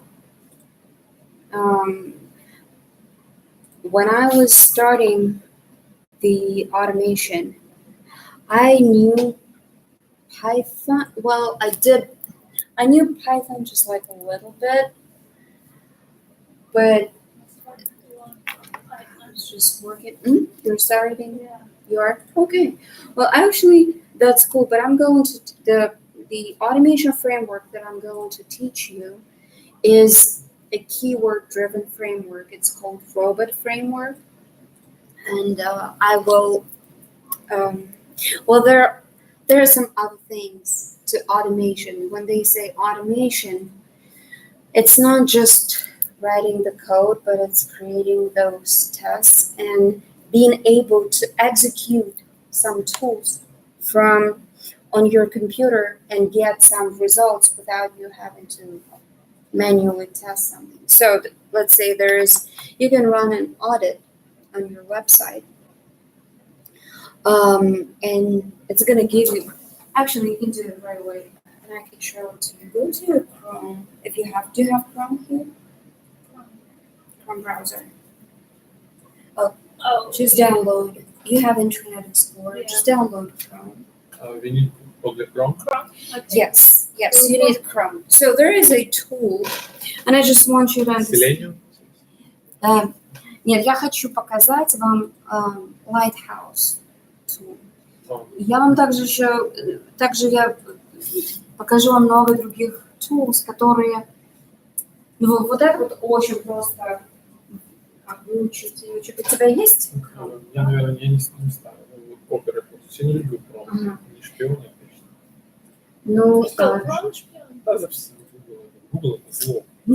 с таким подходом. А можно, я просто, Давай так, я покажу. я с женой Своё. обсуждал кредиты, вот, и на следующий день мне реклама, вот, телефон, Ну, телефон. тоже, телефон, да. да, телефон лежал, я Да. обсуждал кредиты, они мне на следующий день рекламу все начали Ну писать, да. mortgage, Ну там, да. это. I know. Это, Да, я Лекса. знаю. Это может быть, я не знаю. Алекса у меня нету, я не покупаю ее для этой цели. Вот смотрите, давайте мы сейчас. Какой у вас там сайт? Так, я скачиваю сейчас. Хорошо, ну я вот здесь давай покажу сейчас, вот тут вот, чтобы было так видно немножко. Вот здесь, давайте пойдем на какой сайт? Какой сайт мы хотим? Amazon. Ну да. Amazon.com. Хороший сайт, ну то есть качественно как бы сделан. Давайте вот тут сейчас есть такое вот менюшка, это контекстное такое меню, правой кнопкой в другое место кликаете. И вот сейчас я тут исправлю, а на вечером буду делать на своем компьютере. Знаете, а каждый человек любит, чтобы все расположение было на компьютере так, как ему удобно. Да. Я как только сажусь на компьютер, мне все это... А это все не так, это все неправильно. Ладно, давайте, я сейчас, она будет злиться. Но мы не скажем, что это я сделала. Кто мне все поменял? Я все поменяла. Это ее компьютер? Да, это ее компьютер. Так, вот, смотрите, вот это вот в каждом Chrome, ну, на самом деле, в каждом браузере есть вот это, называется Developer Tools, и можно к нему прийти, можно через правую кнопку Inspect Element. И вот здесь вот есть такой tab, Audits. И если вы проскроллите, вот что этот аудит делает, это называется Lighthouse Audits. Что он делает? Давайте мы на desktop version сделаем, хотя мы можем проверить мобильную версию вот этой странички. И мы сейчас аудит проведем вот этого вот всего. Это не очень, это на самом деле этот tool очень недавно появился, может быть, года 2, как он, так, давайте, вот тут network мы не будем ничего делать, давайте мы пойдем так, run audits. Все. Вот, и мы что делаем? Мы как человек, который... автоматизатор – это тот, который использует все способы для того, чтобы самому делать поменьше. То есть все способы для того, чтобы автоматизировать. Очень часто это заключается в том, чтобы находить правильные tools,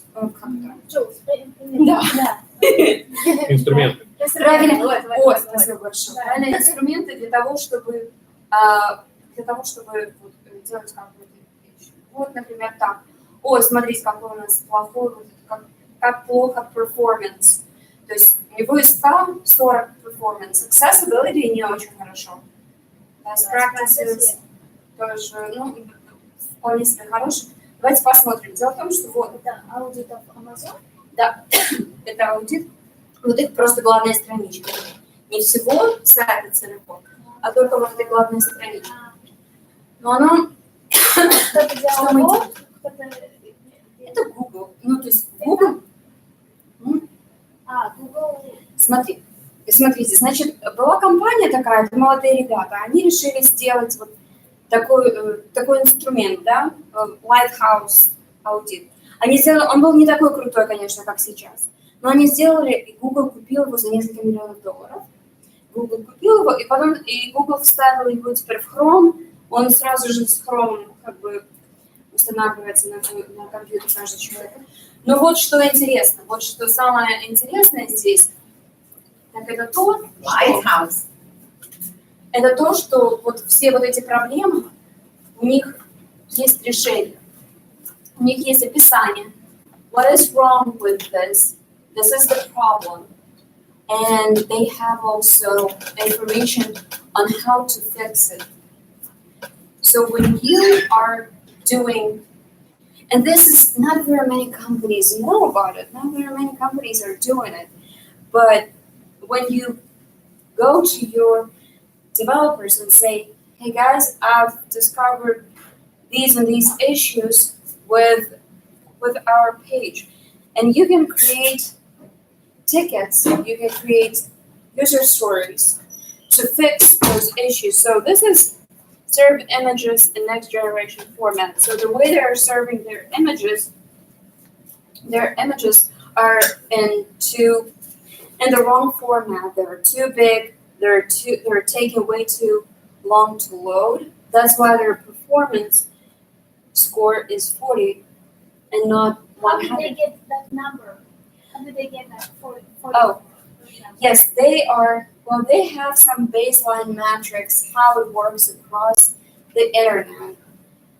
What are the numbers across the internet? And that's kind of median. There are companies that are doing better, there are websites better. For example, the developer should aim for the number 3 seconds. Your page should not take longer than 3 seconds to load. That means that you are hitting the right performance. So because some sites that are video heavy, images heavy, they take longer to load, more content. And there are different ways to make it better, to make it better, but you don't necessarily have to know how to fix it. You don't even necessarily have to know how to search for it. You're not gonna be sitting with a clock, loading the page and looking at it. You have a pretty simple tool that you just run, and the only thing you need to know is how to create a Jira ticket and copy paste this information from this. So it says opportunities. Yeah, so they're saying there are opportunities to optimize this. Then you go to the next one, for off-screen images. Again, you don't necessarily, you will learn all these things, what they mean, because the developers are going to discuss, you're going to talk to, they're going to be talking to you about this. At some point, you're going to learn because you cannot just keep your ears shut, right? But at the beginning, you would be able to provide a lot of value just by using these tools that are very easy to use, but you have to know them because there are so many tools out there, so many. And we're gonna cover a lot of them. Yes, because what we want to do, we want to add all those tools to your resumes. Yes. So this is to your question about automation. How good do you have? It is awesome. If you started learning Python, this is great. Just do it. Do it, definitely. We are going to get there because we are going to learn the robot framework that uses Python and Selenium, but it's a keyword-driven framework, so you don't actually have to do much stuff with Python. You probably won't even touch the Python code. But I'll show it to you later. Мы забежали очень сильно наперед. А я уже сижу, думаю, что ты рассказываешь? Извини, нет, это было, it was off topic. Yeah, but it's gonna be a lot of fun. All these tools are a lot of fun, and nowadays, like you see this report, they do it. You see how fun they do it. It's different colors. It's color coded. So green for go green, yellow for red for, and they do it a lot. And like the Serenity reporting tool that we use for automation, it's also beautiful. You can see the screenshots the system takes and also the issues, red, yellow, and green. It's a lot of fun. Yes, and to be successful, and this is again, I'm just jumping ahead of time way too much, but to be a successful automator and be ahead of your peers, all the quality it takes is for you to be willing to take that challenge and be willing to go and learn that next thing. Oh, I have no idea what Docker is, but you know what? I'm gonna go figure it out and play, and maybe I can just make it work. So that's what makes a good automator, right? Yeah, I guess. So, okay, Amazon off the thing, so I'm pulling up our Jira.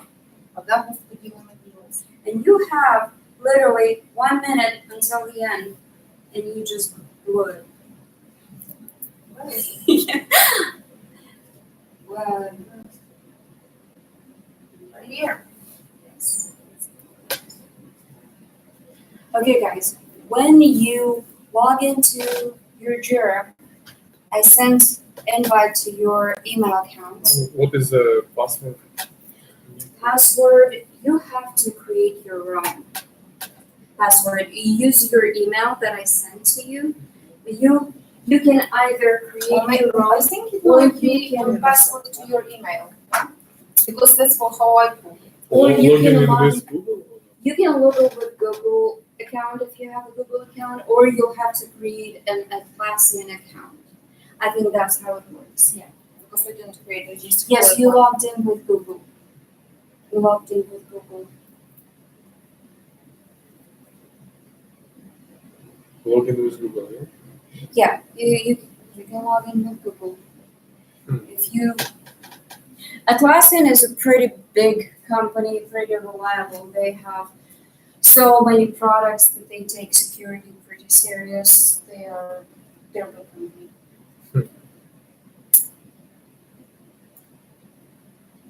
So what we're gonna be doing is, for homework, we were talking about those Facebook tabs and about we really need to get those either wipes or spray. Yeah, but that's not working. Yeah, I see. Okay, we'll do the next one. Okay, so if you see here, this is a sample Scrum board that I created. We do have here in Jira, and you'll be able to play with Jira on your, like on the weekend or whenever you have the time, and I don't want to keep you too long here tonight, but we want to go over. So this is the Jira board with some sample test cases, and here's the thing: don't worry about breaking anything.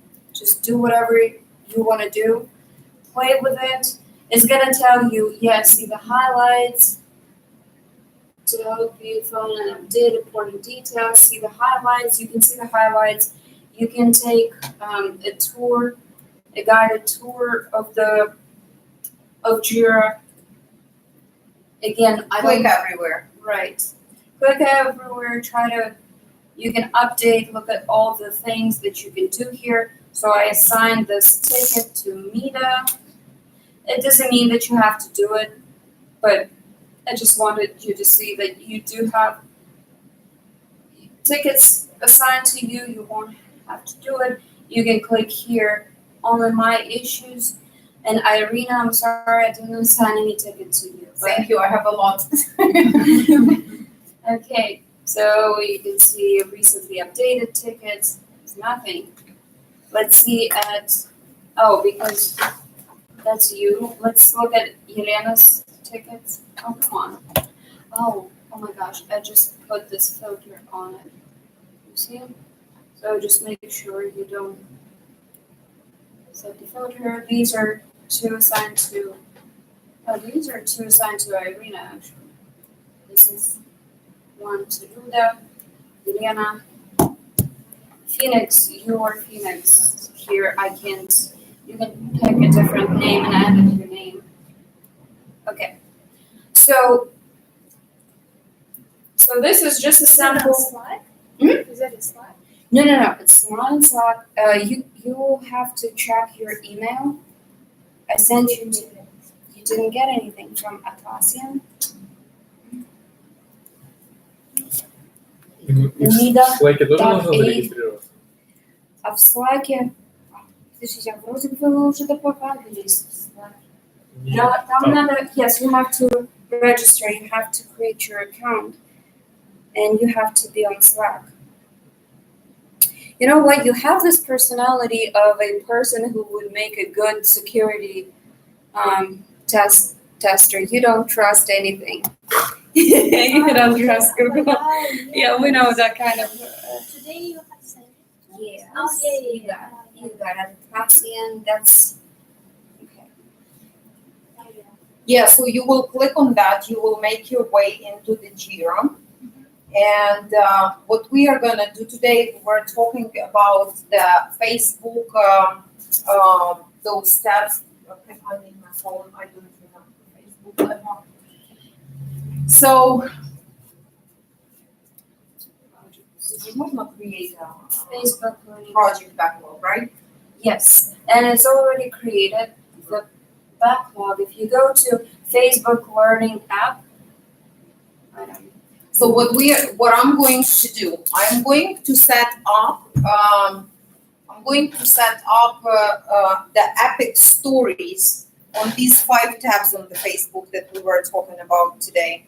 Yes, you have to create. On these ones, I'm gonna create epic stories. Your thing is pick one epic and try to break it into small stories by creating tickets on Jira. So, and again, whenever you're working and you have questions, hit me on Slack or Gmail account. Slack probably. Let's keep it at Slack level. I'll respond faster. Or you can give me a call and we'll go over it. On weekends, I'm actually open to help. So you will create a ticket. So you will have epic. Let's say the first one is feed, and you decided to pick this one. So you will create a small tickets that will compose this big epic story. So you'll create a lot of them. We will do that all in the backlog. On the next class on Tuesday, what we are going to do, we are going to do our sprint planning, and we are going to pull some of these tasks into our sprint backlog. So, yes, go ahead. Sorry, I have too many questions. Yeah, go ahead. Do we have to name all the tasks? Do we Name? have to Yes. So basically, how you gonna? I'll give you an example. We're going to work through this Even the feed epic? example. And No, Epic, I'm creating them right now. I just want you to see that this is how you create an issue where you will be creating user stories, but I'm creating an Epic. And this is video. What's after video? Profile. Then groups. Okay, and you just click this plus, create, and you will be selecting here a story. I selected an Epic. And what did you say? Groups? Profile, you put it right. Groups. Notifications and menu.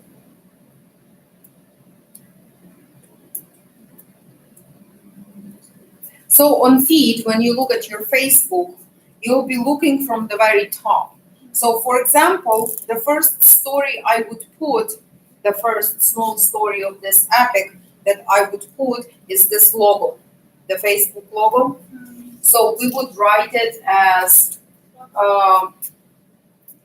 in the format that Olga was talking about last. As a user. You would write as in the description. Can you open a ticket where it's when you are creating the ticket? Sure. Let's create a story. Yes. Let's create a story. Name it logo. FB logo. It's Facebook logo. Okay. And so let's put the description. As a user. A user. When I am on feed screen. And wait a second. As a user, I want to see. Right. wants to see the logo. Let's just follow the format. As a user, I want to see the logo of the application I am using, so that I want to see the logo of the application so that I know what app I'm using. So this is a format. I want, so that I want, I want to. there were, something. yeah, I want to something, so that result, you put the result. So this is the format of, Is it as a client? And this is who creates the stories, right? So this is a user. We are talking about the user interface. So everything that we are going to create, all the user stories that we're going to create for this are going to be for the user interface. So as a user, I want to see the logo of the application so that I know what app I'm using. It's it's up to you how you're gonna word it. Just try to keep it in this format. The user can sometimes be, we're not talking about Facebook right now. The user can sometimes be replaced with, for example, if it's a medical app, it can be substituted as a physician, because maybe on that app you can be logged in as a physician, as a user, as a student. So there are multiple roles that you can be logged in with. Then you would specify. But otherwise, if we are talking about Facebook, the only specification that can be as a logged in user or as unauthorized user, basically the person who is not logged in. Actually, this is a very good point, because that's the page where the user is logged in, right? As a logged in user, it's a different role of non-logged in and logged in user. You will, with the experience, it will come to you to see all these small details, like this logged in user or not logged in user. Like, because if you are not a logged in user, you won't even be able to get into this feed screen because you have no account on Facebook. So, So you need a program, you say application? yes. Well, there is a difference. If we are talking about mobile application, these little squares that you have on your phone, right? Then you refer to it as a mobile application. If you are working with a website that you pull up in the browser, then you are saying web site. So, because web application, it's a little bit different. These are web applications. Because the thing is, Outlook, that your mail or Gmail, you can open it in the web app and you can open it in the browser. Yes, but there are also desktop applications, like they're all the way they're called desktop applications. I think or it's like the same thing as Windows application or MacBook application. There are applications that you use on your laptop. that you don't open in the browser. Yes. That is the application. Everything that you open in the browser, it's a website. It can be, yes, it's a website, but also you can call it an application if it does something more than just display information for you. So if you use this website to book an appointment, let's say, you're using an application, web application to book an appointment.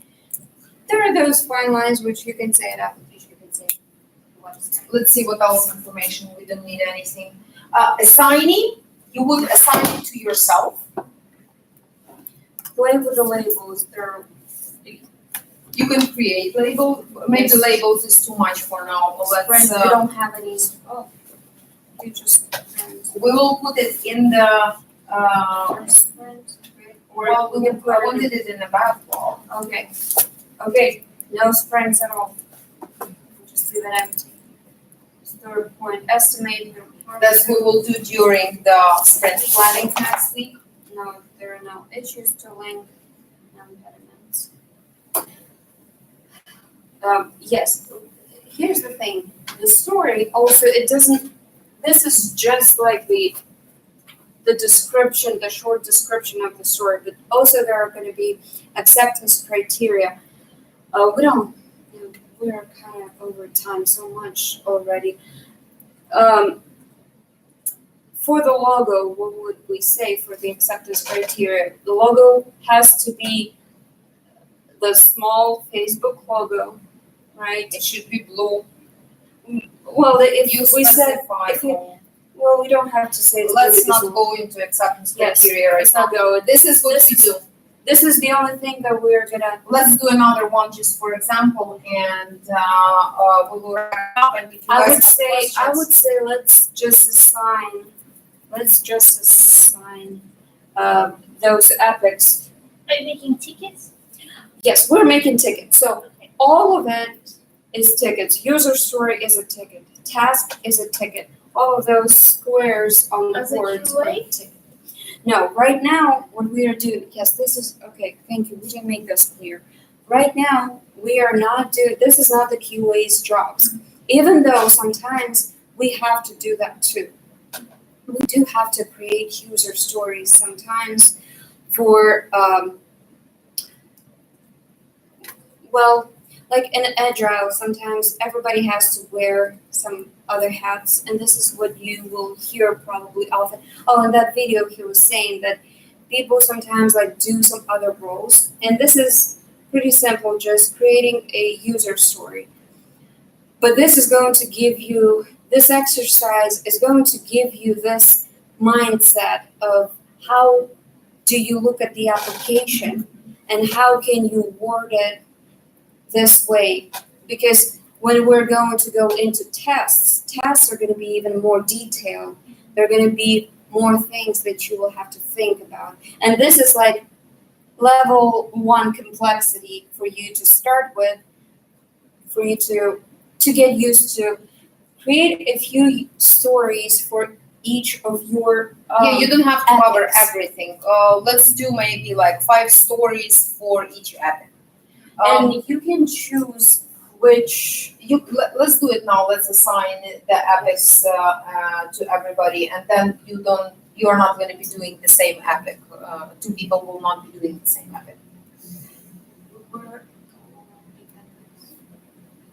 So who wants to take what? I think when you click on one of those.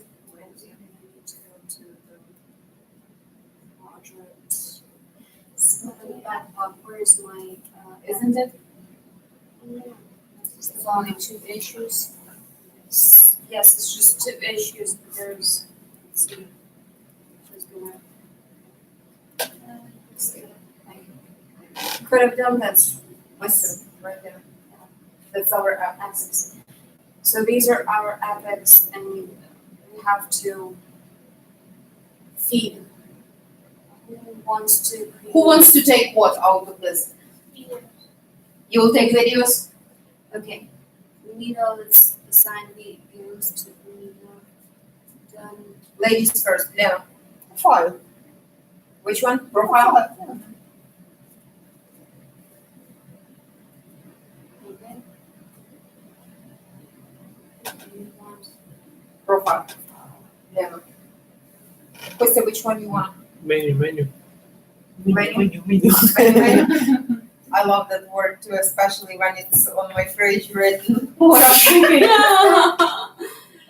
Okay, so you want menu. Menu. It's like you understand, it's the same. Like if you wanna test it as a pen, for example, what you wanna see from this pen, which color, how to comfortable take it in your hand. So your imaging. But just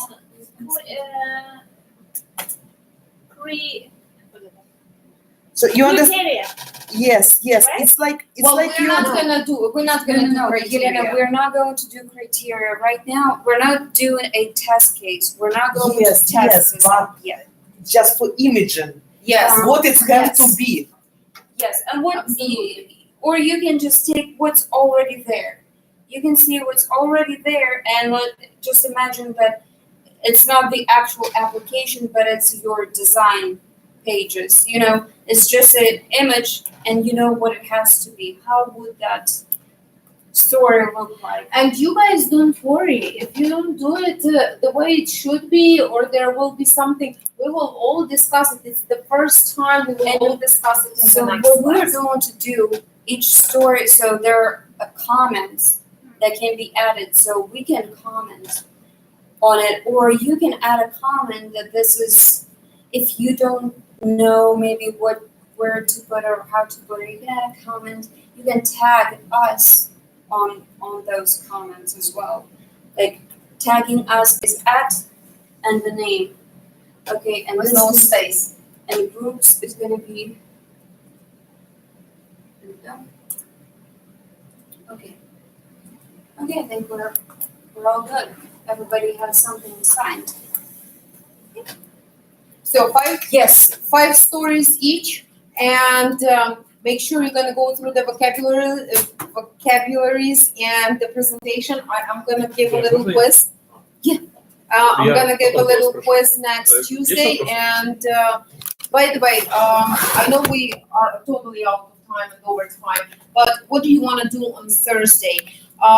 So there are a couple of things that we can do, because we would really love you to go